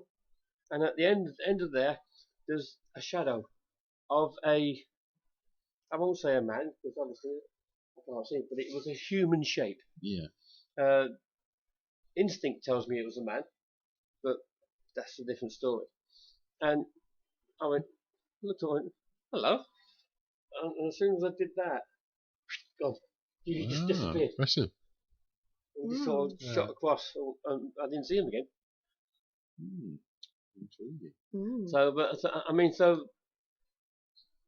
And the lights were on. Yeah. It wasn't a dark area at the time. The lights were actually on. I mean, we all know when we do these things, sometimes when you're in the dark, you see areas that are darker than they should be. At this time, the lights are on because we were still setting up the cameras. Well, interesting. Another chap that it just does tie into what you're talking about here. I'd love to get on the show, and I've been trying to track him down. I've no idea what's happened to him. A guy called Ken Webster. He wrote a book back in the 1980s called The Vertical Plane, where he apparently having a conversation with a man who lived on a house on the site of his house in the 1500s. And I came across an article fairly recently that suggested that what was actually going on was some kind of time slip communication. And that perhaps things like shadow people are time slips. They're not ghosts or supernatural in that respect. They are actually a different parallel reality that they're coming from. And I think to talk to Ken about his experiences would be fascinating, but they would tie in with that kind of possibility. There's like a third area, if you like, not ghosts, not UFOs, other things happening. But of course, that's what it's all about, is exploring these different ideas. And went off for a minute there. Oh, blimey, hello. Who just put Jackie Newcomb? Me. Have you not checked the replays? Yeah, he was asking about Dun Angels. Happy Dun Angels said yes, Jackie Newcomb. Right, okay. I know Jackie quite well. You said about Men in Black. That was Tony Topping. Tony Topping's done that, hasn't he? Tony Topping is a complete... We'll be getting him back on the nutcase, and I really love him. Yeah. He's a little bit wild. I mean, when I say nutcase, I don't mean doolally nutcase. No, but we love him. He's just one of those guys, isn't he? Yeah. You just kind of love to read. He has a certain passion that's quite amazing. Speaking of passion, another guy that I think would love to get on here, but I can't see it ever happen, is Alex Jones. He's but he's not into paranormal though, is he? Well, he's conspiracy based. So there are other things that are more pseudoscience conspiracy you don't like very much, but he does look into certain things that I think he'd be quite interesting guests. But whether he'd come onto our kind of show is a different matter, because it's a different kind of area. I mean, the only reason I don't like pseudoscience is because I think it's putting people who are out there doing good research. Putting them down. Oh, absolutely, I agree. Sorry about the noise, guys. I was holding the mic, but it's a pain in the backside, so put you down again. But yeah, the fact that I tried to expand this into the paranormal, into conspiracy stuff as well, is to open the door for people like that possibly to come on. But whether they would or not, it's a different matter entirely. Well, this is it, But obviously, we don't just chat here. We do occasionally actually have events going on in the studio live with us. Yes. Because, of course, we have Mr. John Blackburn, a regular guest on the show, actually came in not so long ago with the Anguish Man painting. Just to briefly talk about that painting, John's been working with it for quite a while now, hasn't he? He belongs to a chap who says it was painted by a relative of his, and the painting is supposed to contain human blood and looks very, very uncomfortable to even look at the thing. And John's been using it on some of his events, and he actually brought it in to talk about it. And we decided to have an impromptu ghost session with the painting itself, including having the painting apparently moving around. And this last clip is actually from that show that night. There we go. There's only two, yourself, Suzanne and Steve, touching the side of the painting. It's just a gentle touch, isn't it? Come on, David. That's it. That's the idea, Steve.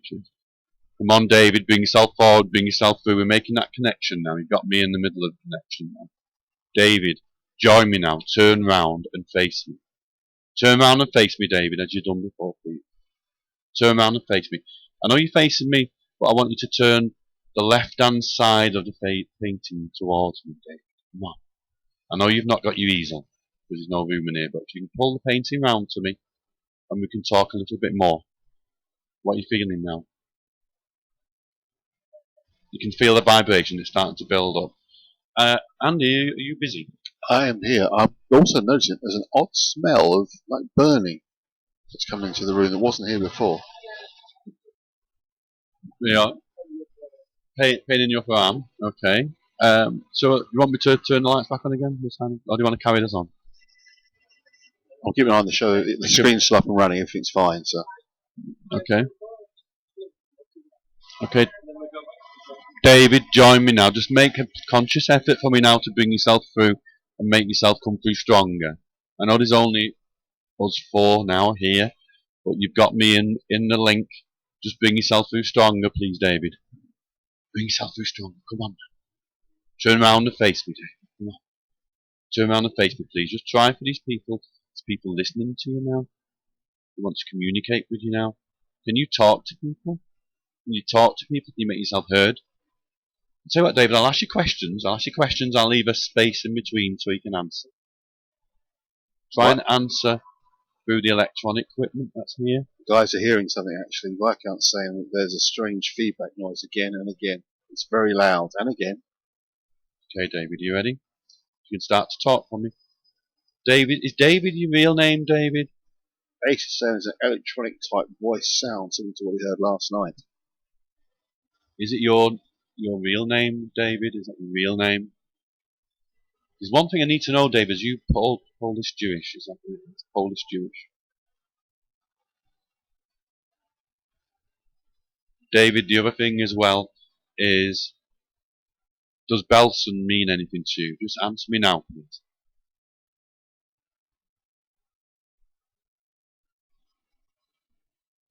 Okay. What I'll do, David, as well, is if you can do me a favour, please. I'm going to ask Suzanne to put her hand in front of your face. Not touching the painting, just about 6 inches away. 6 inches away from me, about a little bit more there, a bit more away. Okay, David, can you start to breathe on the hand now? Viscount, whose voice do you hear the feedback from? Can you breathe on the hand now? Oh, that is so unreal. Can you feel that? That is unreal. Thank you, David. I really appreciate it. So you're breathing on hand now. Can you do it a little bit stronger for me? Can you make the temperature go down in the room for me? Make it colder. Obviously, you can't see us on the screen, guys, but as soon as one of my hand roughly make it colder for me. It's clearly feeling a reaction. Make it colder for me.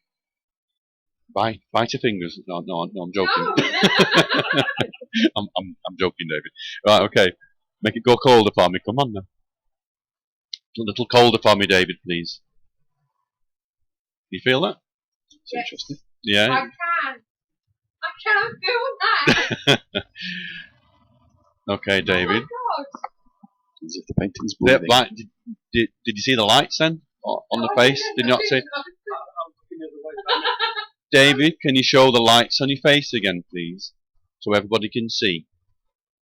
Can you show the lights on your face so everybody can see? Come on, David. Do that for me, please. You know, I totally respect you. You know, we've got this friendship going on. Just start to bring the lights on the face for me. Is anyone else hearing noises apart from AC Viking? There, can you see it now? See it there? Oh, just on his forehead there, there's like a wispy light. Yeah, can you see that? Okay, David, come on, a little stronger for me. Bring yourself out. Come, bring yourself out the painting in this room for me. No, Ghost. There's no one in the room apart from us. Come on, David, bring yourself out. Come on. Bring yourself out a little further. Bring yourself out from the painting for me, David. Come on. breathe on Suzanne's hand. Thank you. Let me just put the microphone to you. He really is breathing on it. It's as if somebody's standing in front of me and I've got a person that's alive and you can actually feel. If you can hear that, that's me. The thing is, guys, is that there's only 4 of us. Yeah. Okay, can you imagine if there was 20 of us? 15 of us? Maybe.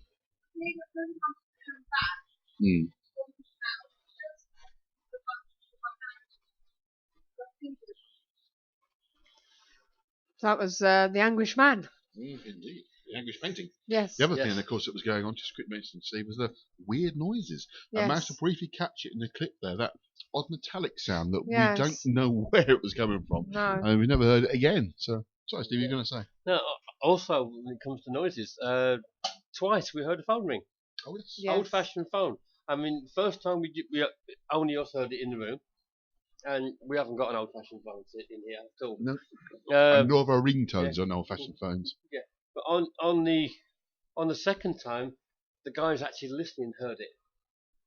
Yeah. But it didn't come out on the recording. Yeah, no sound of it. Also, when we were doing the Anguish Man, I actually had a dictaphone right next to the painting, recording the whole session. And yet, when we stopped the recorder, nothing had recorded. Yeah. Not even us talking. Not even us talking. Absolutely Yeah. nothing. And I'm still using the recorder. It works fine. Yeah. It was as if the painting had caused some sort of shielding to block out any noise. Certainly we noticed the strange smell, the burning smell early on. And then, again, as you were saying, excuse me, too much coke, the room gets colder. Undoubtedly got colder. Yeah.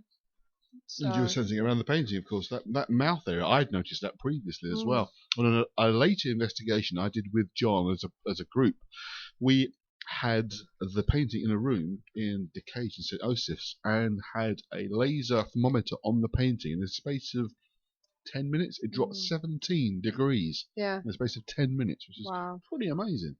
Yeah. And all the time, John was saying to, "Can you lower the temperature? Lower the temperature." And it was as if the painting responded. I mean, I can't explain that. It was impressive. No, this is it. Very impressive. And also, you may remember that we asked John if he could use a picture of the painting for a T-shirt for our son. Oh, yes. Permission was given. Yes. And our son is now wearing the T-shirt. Yeah, but we're speaking to John in a couple of weeks' time Indeed. more about the Anguish Man and what he's up to with it. And I believe there's a book in progress he was talking about. But we're going to have another break and we'll speak to you after these words. Fed up of wading through the activities and events that other advertisers include? Find just what you're looking for at paranormaleventsforyou.com, your one-stop paranormal directory. Right, well, first up we have Derek Akora. He's doing his Psychic Ether Tour and it continues all across the UK. So check out his website. On the 27th of March, Probe International Conference 2015 is at Livingston Hands in Lancashire, covering any subjects including ufology, crop circles, paranormal phenomena and much, much more. Also on the 27th, the Pigs are at the Royal Hippodrome in Eastbourne. On the 28th, It's Paranormal at Milk Street Barracks, St Helens. On the 28th of March, Trident Paranormal are at the Block in Burton-on-Trent. Going into April, on the 4th of April, It's Paranormal are at Clough Nurseries doing a charity event there, which is in Rotherham. And on the 4th, 5th and 6th, the Bohemian Bazaar will be opening their doors at the Grand Pavilion in Matlock Bath, where there will be the usual alternative stalls such as holistic therapies, Reiki healing, bamboo massage, etc., plus pagan and gothic giftwares. Tony Stockwell also is continuing his tour throughout the UK. You can find out more from his website. And every Friday there is a mediumship night at Earth Angels Luncey's Road, Basildon. For more details on these and other events, visit paranormaleventsforyou.com. Paranormaleventsforyou.com also offers banner advertising for only £10 per year. See our website for more details. Paranormaleventsforyou.com, your one-stop paranormal directory. Yeah, right. Okay, so that's the events coming up in the next couple of weeks, and it's back to the show. Yes. We've got still got something to mention. Not only did we have John and the Anguish Man in here for a live experiment, but Andy popped up on another weekend, and whilst he was here live on the show, he did a bit of PLR hypnosis. Can you tell us a bit more about that, Andy? Absolutely. I aggressed young Steve here into wherever he was going to. I personally speaking, I don't know about past life regression. I've never really decided whether I believe it exists as a phenomenon or not. Okay. I'm more of a believer in the collective unconscious, that you've maybe tapping into that. So it's a connection with a past life, not necessarily your own past life. But we thought we'd try a live experiment on the show to see how Steve got on with it and where he went. So we have a clip here of Steve's actual hypnosis. Here we go. We have a strange sensation. It's because you're aware. Yeah. It's hard to work out whether it's actually happening or whether you're making it up as you go along. Well, I would say that's because it's a question of the source of the information. You could just as easily be making it up, or it could be it's actually coming from something deep in the deep psyche, deep unconscious. You don't know the answer, and that's the question. It hasn't got an answer you can definitively give. Because sometimes it felt as if I had to see something. So because you say, what can you see? A picture of his kind of thing. Yeah, absolutely. I mean, part of it is the suggestion of what you must clearly see something. Yeah. I mean, and every time I move forward, something. So it's like when I started, I was standing in, like on a hill, slight hill, with obviously the bin hay there, short stubble, and I can see like a farmhouse with a tower on it. The moment I move towards it, it's a different picture. You were apprehensive about approaching it. It could be that your subconscious then shifts because it's uncomfortable. So the Viscount wants to know how you felt emotionally. On the first one, I was expecting trouble. Okay. It's as if, and I don't know whether this is because I know it happens, especially in this part of the world. It's as if I was on strike. It's a bit like the Luddite rebellion kind of thing. I'm supposed to be working, and then obviously I'm withdrawing on that. Thinking about it now, I knew that happened. So is that why I put myself in that position when I saw the picture? Yeah, it's a difficult one to answer because it's a question of what prior knowledge you already have. But just because you have prior knowledge of the event occurring doesn't mean you couldn't necessarily have then been in the event previously. But we're not, as far as I'm concerned, we're not talking about you anyway. We're talking about memories of those events that you're then tuning into. But it's very easy to see them as being your own memories. But as I say, I find problems with the idea of being your own individual memories. Yeah, and before we started, I saw a picture. Okay. Before we started, I wrote it down and I gave it to Sue. Right. Now, I wrote down the horse and cart with hay in it. Yeah. Now, I actually envisaged in the picture of me driving it. Right. So that was my job. But I didn't see the horse and cart with hay in it till the end. Yeah, and you saw it from the bus. And I was on the bus. Yeah. So, but that then begs the question, I put it there because I saw it beforehand. Don't know. You actually put driving a hay cart working on the farm. Yeah, the first part sounded like you were definitely on a farm because you were talking about hay, etc. But I don't know. It could be coming from me. I mean, something it's rural sort of folklore is a big interest of mine anyway. So that kind of image would have said, well, I'd work with me. So. Okay. Steve, how do you feel now about the bit of regression work we did there? I find it interesting, but it's still a case of how much of it was actually there and how much of it was me. Yeah. Well, I mean, it's like. I mean, like I say, there it's because you've got preconceptions of. I mean, I made a slight prediction that it could be quite easily said that because I made the prediction, it was in my mind, playing on it, and I put it there because of it. Yeah. But it's one of those things you just don't really know. I mean, it's great to hear these stories, and If it had come out and said I was Cleopatra, I was going to slap you. But fortunately, I wasn't. No. Because everybody's bloody Cleopatra. It's one of the points that sometimes is made that people go through past life regression. They're always somebody important, but I do it because people ask for it. But no one's ever been anyone important. They've always been just average Bob or Mary or Joe or Bill. But some of the interesting ones I've done over the years, I gave a lad who I worked with at the time past life regression. His degree was in history, but World War II. It was his main focus of World War II. He was in the Middle Ages. And he was he expected to find himself in World War II because of his fascination with the subject. Another guy, a friend of mine, his both parents are alive and well, but he mentioned that his parents had recently died and he burst into tears. This is in hypnosis. And it's well, where does that one come from? So I don't know. I honestly don't know. I find it fascinating, but I don't know. I don't like to place a particular belief system behind the possibility of past lives, whether they're your past life or a past life or pure imagination. I just don't know. I mean, I was definitely seeing something. Yeah. I was definitely feeling something. But how much, like I said there, how much was it because you told me to see something? Yeah. Oh, because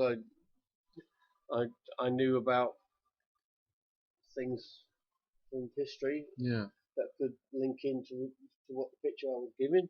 But let me say that I didn't give you a suggestion of any particular time or place. No, you didn't. You didn't tell me to you. which to bring up. Yeah. But how much of it is subconscious and how much of it is your imagination? Yeah. Well, I mean, a good therapist will tell you that the two are very close anyway. Subconscious and imagination are closely linked. You can't. What you imagine is based on what you know. You don't create something completely unknown. It's always based on elements of something else. Your mind combines to create an image. But I suddenly realised I've never had past life regression. No one's ever done it for me. I've never had it done to me. Mankey! Yes. Perhaps get Alistair on the show and I'll come up and you can do a past life regression on me because I've never had it. So that would be quite interesting. That would be interesting. It would be interesting, certainly. Discover some devil-worshipping monster from the Middle Ages or something. And I do apologise if I deafened anybody there. You get the man to come over and absolutely, and regress Andy. We'll have that sometime. I don't know. I'm up for it if he is. Well, that's it for our clips. So, just to let you know, we haven't finished just yet because Andy's going to be doing his conspiracy files things. Strange and the weird. But just to let you know what's coming up next week, we have Paul Kimball on the show talking about paranormal interactions called the Jack Kerouac. Jack Kerouac, you should have told me that. I'm a big fan of Jack Kerouac. Called the Jack Kerouac of the paranormal, either way. Paul Kimball has been experiencing various paranormal phenomena on his travels along the weird highway of life. He shares his realizations.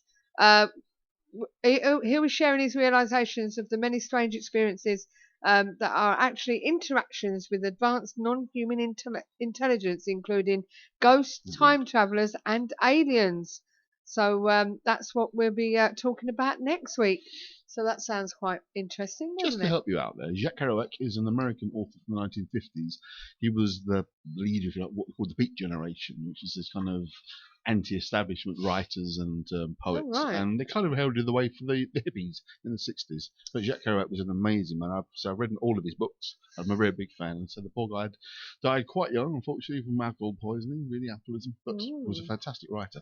Best known for On the Road, which he wrote as a single continual piece of paper over the space of 3 weeks. Right, I see. Yes. Well, we're going to hand over to Andy in a moment, but all I can say to you is this. Nothing. She says. Get ready for the launch. Yeah, that'll be coming a little bit soon. So we're with you in a moment. So until then, here's Andy. Okay, chaps, here's the first of my little stories from the stranger side of life. There we go. Just put that little link in there. It starts to work for me. There we go. There's the first one, which is... You can probably see this has been bouncing around quite a little bit recently, but according to some research, humans do not come from Earth, and sunburn, bad backs, pain during labour all prove it, this expert claims. From the Daily Mail, that believable newspaper, of course, a US ecologist has claimed that humans are not from Earth, but were put here on the planet by aliens tens of thousands of years ago. Now, the idea, of course, of ancient aliens kind of goes back to Mr. Von Daniken, we were talking about earlier on. But this chap, or chapess, I'm not sure if it's man or woman actually, Dr. Alice Silver, points to a number of psychophysical features that make this case for why humans do not evolve on Earth. They range from suffering from bad backs, which he suggests is because we evolved in a world with a lower gravity, and getting too easily sunburnt and having difficulty giving birth. Right. Or to do with lower gravity, apparently. Dr. Ellis says that while the planet meets humans' needs, for the most part, it does not perhaps serve the species' interests as well as the aliens who dropped us off would have imagined. Oh well. In his book, surprise, surprise, the person's pushing a book, Humans Are Not From Earth, Scientific Evaluation of the Evidence. The ecologist writes the human race has defects that mark it out as being not of this world. Mankind is supposedly the most highly developed species on the planet. It is surprisingly unsuited and ill-equipped for Earth's environment, harmed by sunlight, strong dislike for naturally occurring foods. She says what? I don't know. Things you don't like, apparently. Ridiculously high rates of chronic disease, he told Yahoo. I think some of those things we put down to the fact that we have pretty bloody awful diets these days, and we don't live very naturally anymore. You know, if you go back 40,000 years ago, we were hunter-gatherers living in the forests and collecting berries and animals to live off. We were very much in tune with the nature around us. Then something changed. Now, I think they're kind of right if you think about it. We're the only species on this planet that can't get up and run the moment we're born. No? All other animals are able to move on their own shortly after birth. I see what you're saying, yeah. Including the apes, for that matter. I was going to say, are there apes as well? I'm not. Yeah. Not an area I know a vast amount of. We're the only species that are helpless. Yeah. Once we're born, for the first 3 or 4 years. Well, it's interesting because one of the classic examples I give when we talk about things like collective unconscious, the fact that we're born with innate knowledge and memories, which comes into that, is the sea turtle. When it's born, a sea turtle, pregnant female sea turtle, goes onto the beach, lays its eggs, and then leaves the eggs in the sand and buggers off, never comes back again. As soon as the sea turtle is born, it knows straight away to go straight for the sea. Now, how the hell does it know to do that? And it knows which direction to go to the sea. Exactly. How does it know where the sea is? Maybe man pointed out that kangaroos are helpless, but then again, they spend the first year in a pouch. Absolutely, they don't actually come out anywhere. They're marsupials. They're stuck pretty much to mum. They actually go straight in that little, nice, useful little pocket at the front there, and spend their natural life living in the pocket.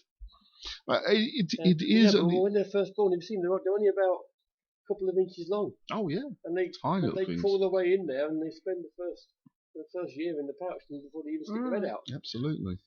Well, it is for me a fascinating question. And dogs follow everyone. Yeah, true. But the notion of how we just simply developed on this planet naturally, slowly over millennia, or has there been some kind of interference at some point in history over to humanity? I don't know. 5 years ago, I would have said, nah, rubbish. But I've been watching that certain TV show, which about the ancient aliens, which is mainly nonsense.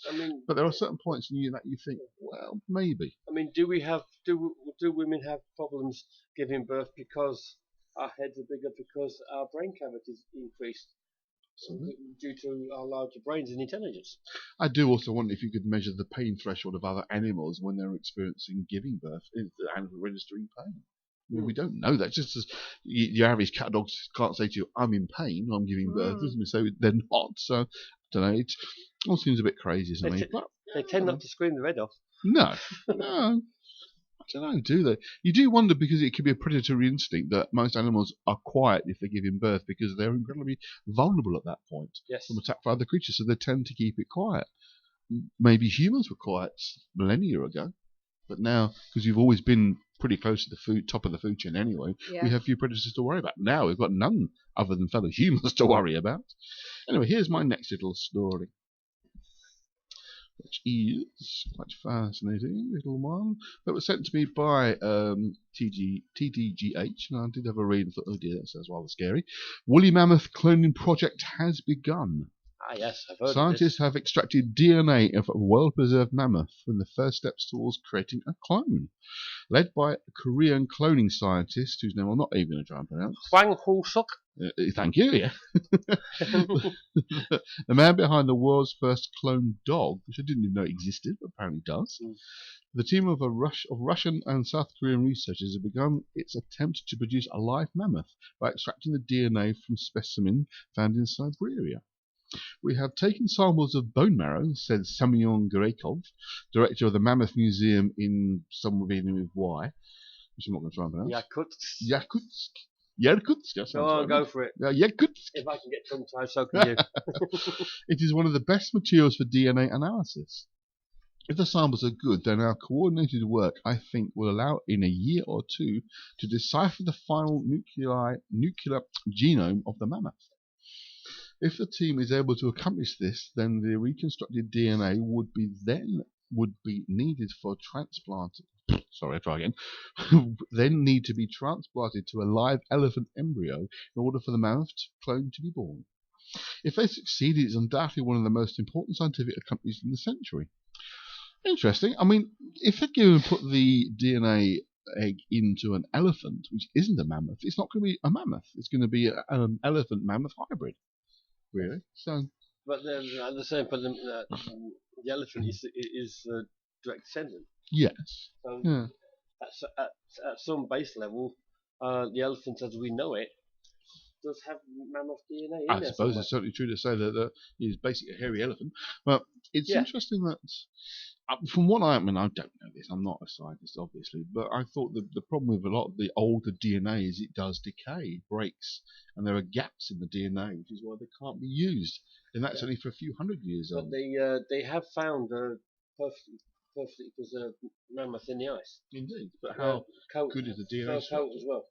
Well, perhaps it is a possibility then. And let's face it, we're freezing people's DNA all the time. True. So all we're talking about in this case, as long as they keep it frozen, it's frozen DNA.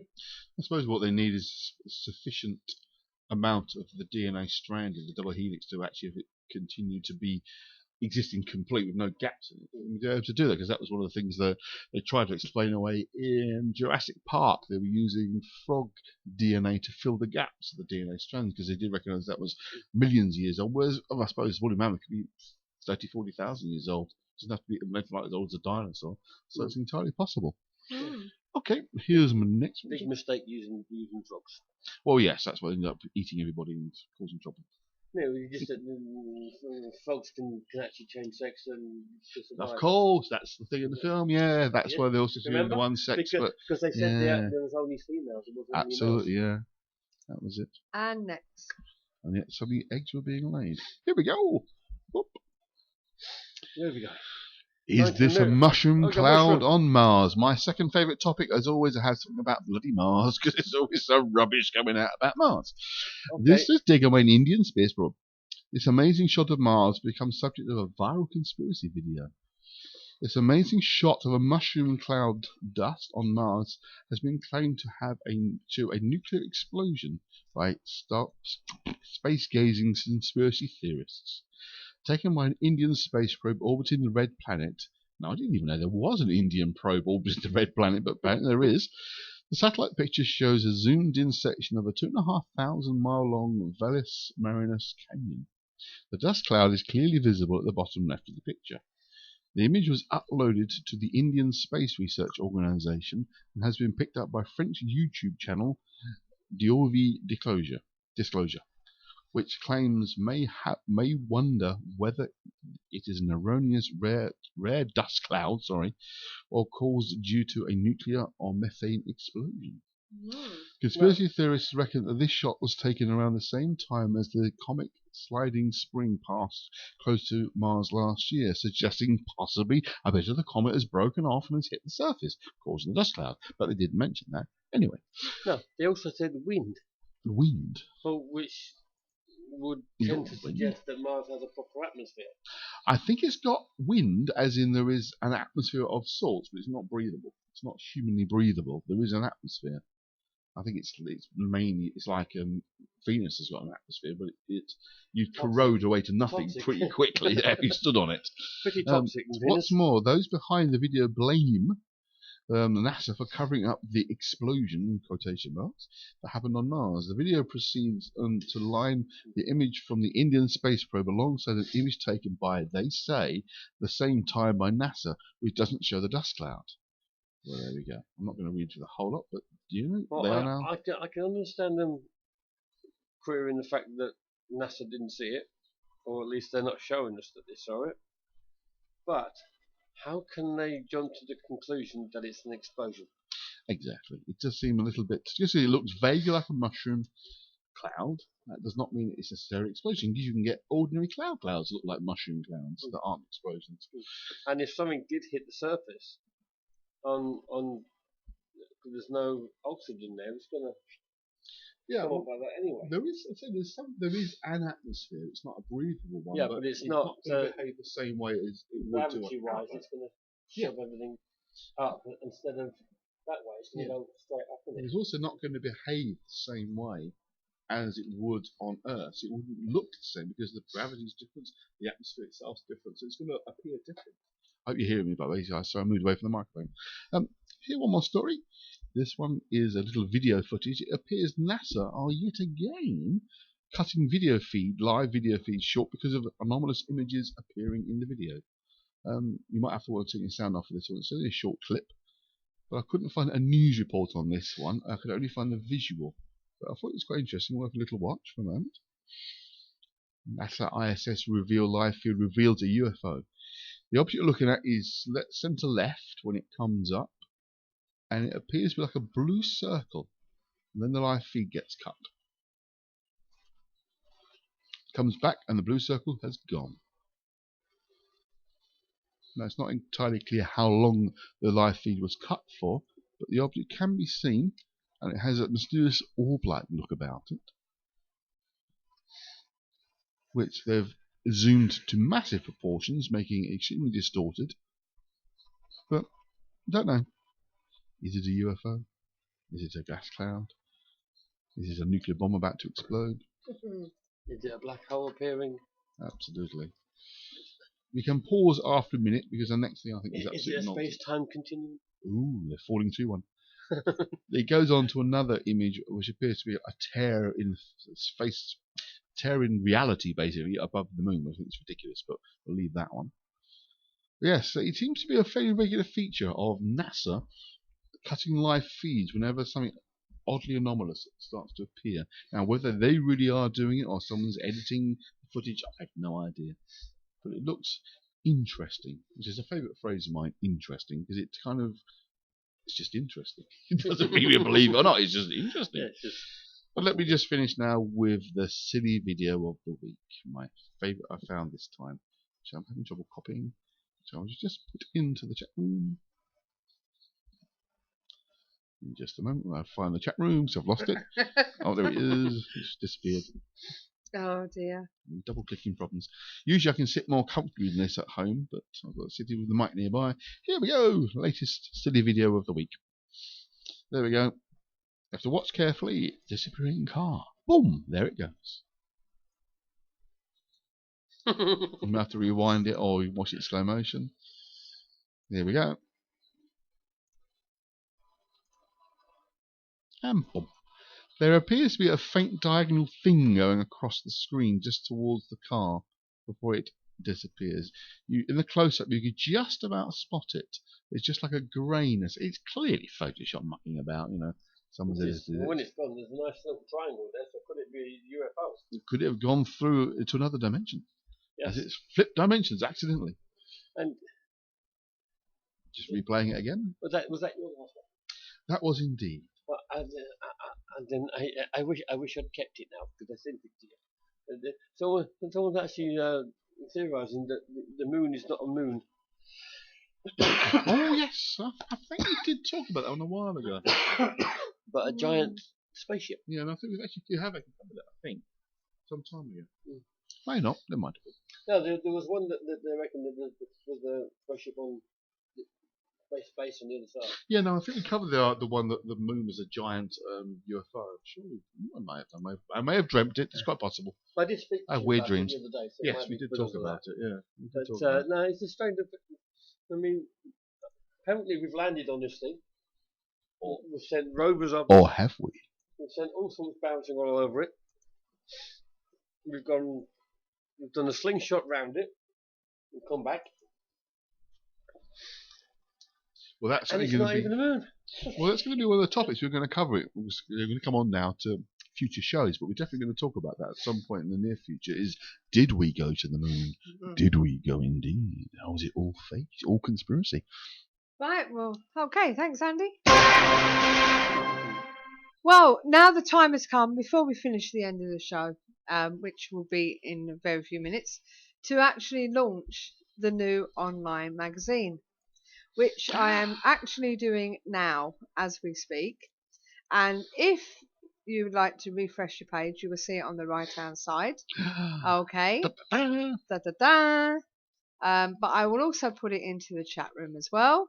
So if you want to have a look, you can visit. There is an online on the top page. It does say magazine on the top menu. You can also click the issue on the right hand side, and that will take you to the magazine page where you can click on it and read a digital online version. Or you can click the free download, which is now available. So why don't you have a look and see what you see? Let us know what you think. Yeah, let us know what you think. So that's it. That's our launch. We are live, people. The magazine's now available to be read. Yes. So there we go, and which really brings us to the end of the show. But Almost the end. Not quite. Not quite. Why? Let's talk a little of the future of the show. The future of the show. Yeah, some of them, the guests we've got coming up that I think we needed to really talk about. So. Well, the ones we've got coming up in the near future is obviously Paul Gimbel. We've got Scotty Roberts and Dr. John Ward. Can't think who else is coming up because I haven't got my diary. Me? What have you done with your diary? I don't know. There will be a very special show coming on late April next month when both Steve and Sue are away, and you'll have yours truly alone presenting the entire show by himself. Oh my God! Coming live from Essex. I've got a friend of mine coming in, Richard Ward. He's the man, myth, and magic man. You'll see an advert for his magazine, his second-hand book business in the magazine. He and I are going to talk about all things sort of more kind of occult-like. He and I have background and experiences in psychic questing and occult research. So for one night only, it will be called the KTPO show. Keep the occult friendly instead. And in case you're wondering why me and Sue will not be there, because we will be away celebrating our 25th wedding anniversary. Good Lord. Well, I'm sure they're going to have a great time, and I'm sure we are going to have a great time, guys. You, me, and the microphone, and God knows what chaos is we could descend this show into for that period of time. But later on in the year, we've got some other interesting guests coming up. A couple of friends of mine, actually. Steve's sitting there. Stuart and Stacey, formerly Logan, name changed through marriage, but Stuart and Stacey basically run a group called COTC, which was my earliest experience of ghost hunting as a group back in the 1990s, really. I got involved with those guys. They're coming on to talk about their experiences. We've got Charles Walker, who's done a lot of research, a place called Catton Wood down the south coast that may have black magic links. We've got David Farrant coming in talking about Highgate Vampire and those associated experiences. And a few other people who are definitely in the pipeline who are definitely coming on in the next few months. So it could be interesting stuff. Yeah, it should be good. So, as I say, you will be able to download the magazine if you wish, and you can read an online digital version. Where that link takes you that you put up. Yes, well, it takes you to the page where you can get to the digital version. So, as I say, it's all good fun, and but all that's left to say is for us to hopefully you'll join us in the future. For future shows. But what we're going to do is we're going to leave you with a clip from a memorial that an end of show that we did with Paul Reed. Paul Reed, as you remember at the top of the show, we mentioned, got us into doing the KTPF. Sadly, he was a man that walked into our lives very quickly and unexpectedly walked out again, because we met him in March 2012, and he died in May 2012 of cancer. So just before Sue actually plays that clip of a good friend of Paul, those of you that do either download or read the online version of the magazine, please let us know what you think. Because obviously we think it's good, but we can't improve if we don't get your views. Yes. So please let us know. And don't forget, if you want to contribute to the magazine as well, so just contact us. But until then, we're going to leave you with this, and all that's left to say is keep the paranormal friendly. Good night, everyone. Bye bye. Mine host, that's the best way to call him, because he deals with spooky radio.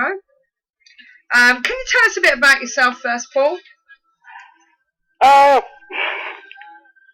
basically, I had a partner who passed away a few years ago, and I think I was just like looking for answers to questions, and so I got into filming paranormal groups to do, just doing videos for them and trying to get them, doing bits and that type of thing.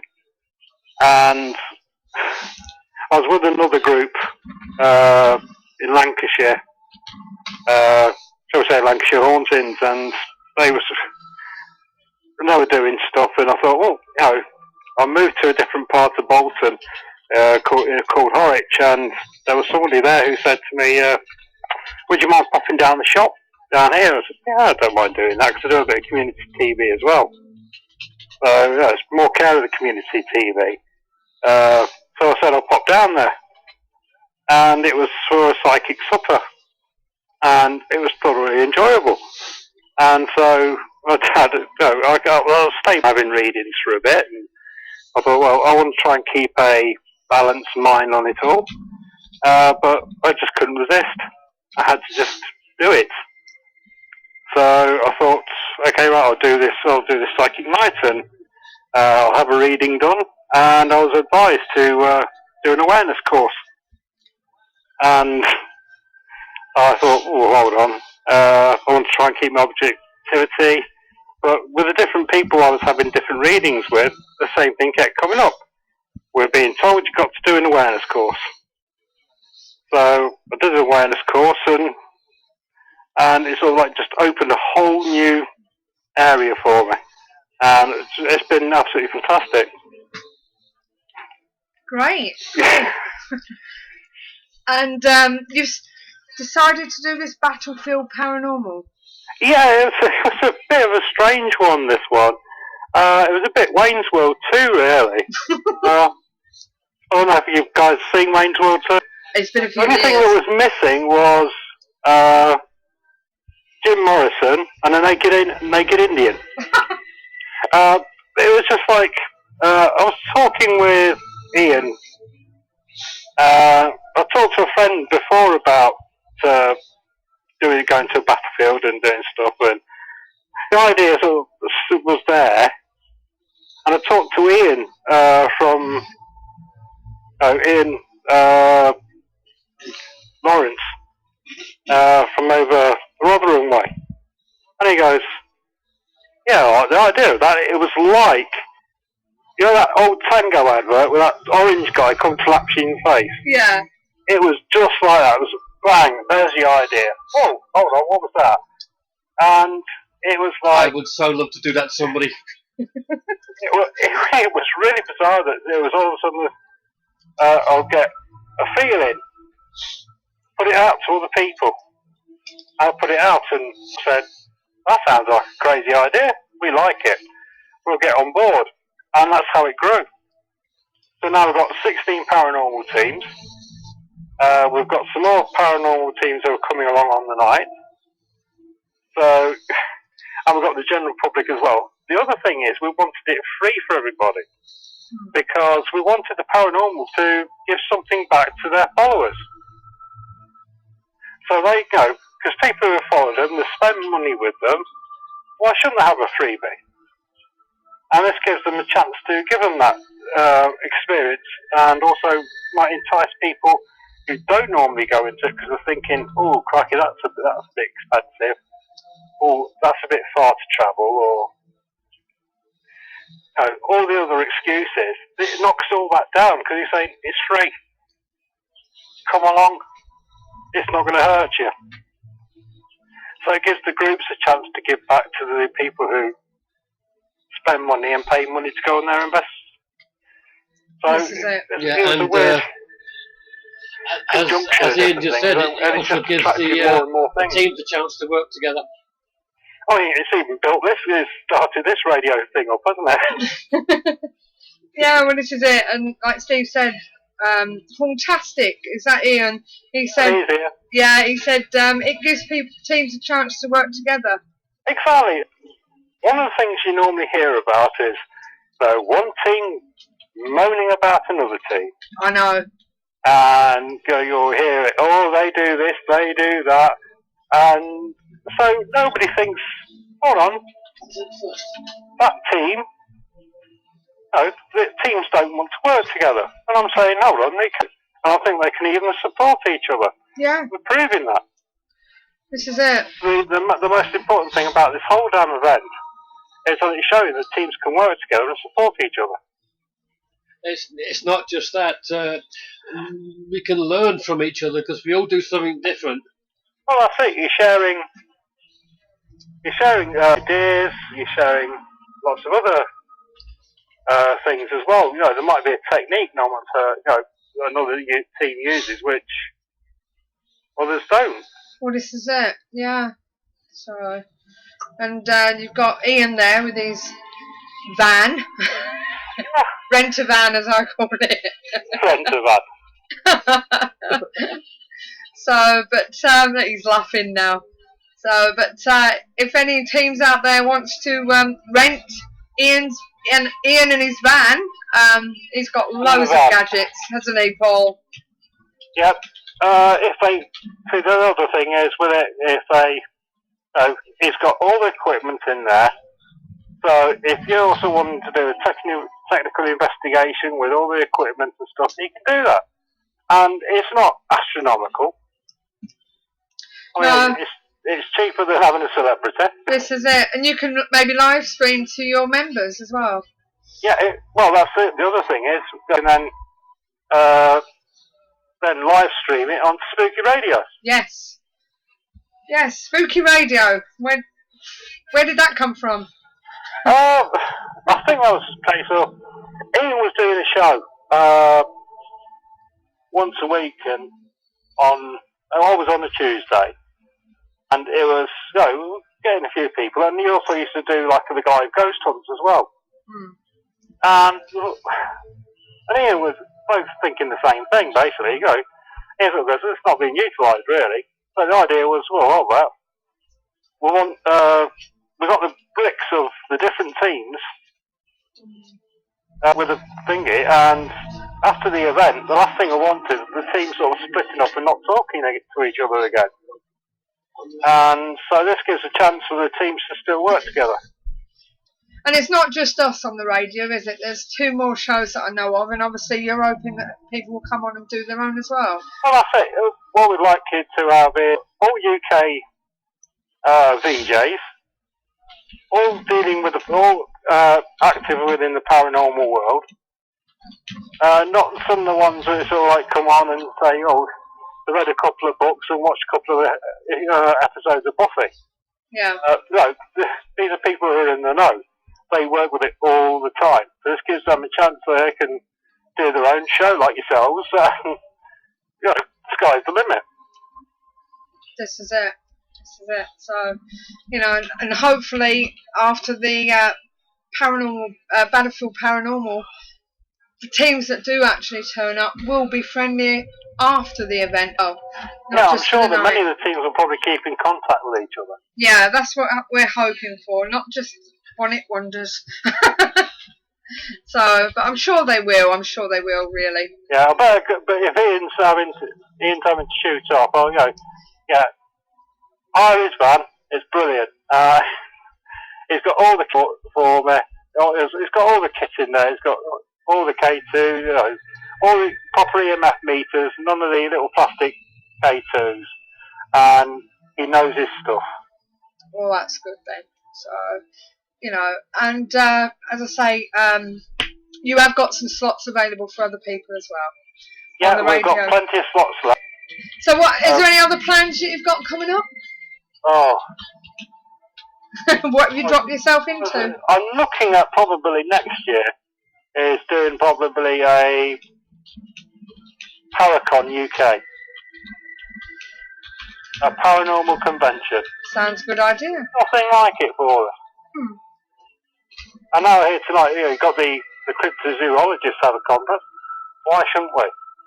Why shouldn't we have something where we could exchange ideas? Yeah. You know, and see new equipment and hear about Paul, new you need stuff to have a word with happening. Nicola. It'll be a nice change, you know. A time slot. We've got to start. I mean, things are ahead of us there. Yeah. They're behind us on everything else, paranormal world, but they're ahead of us on the convention scene. We need to be up there. We do. Yeah, I think we do. You know, we need somewhere where all the groups can come and chat with everybody and everything, so get to know each other. Definitely. This, bickering and stuff, and yeah. Okay, we're all working towards the same goal. We are working for the same goal. Yeah. Some is more of a business for entertainment. Yes. Even then, they might capture something, and if they've got a good idea how to capture it and everything, it's even better for their customers. Definitely. This is it. Definitely. So, well, keep up the good work, Paul. I know. I must be absolutely mental. Before you go. Yep. Yeah. Before you go, Ian said to say good night to you. Yep. Okay then, Paul. Well, thanks very much, and we'll talk to you again. Yep. Thank you very much. All right. Good night, my love. Bye. This is where it's at. To see in the night, to measure the spike, to see how cold it's been. I buy my kit so I won't forget the ghosties that I have seen. The Paranormal Intelligence Gathering Services Ghost Store. So visit www.the-pigs.co.uk/ghost store.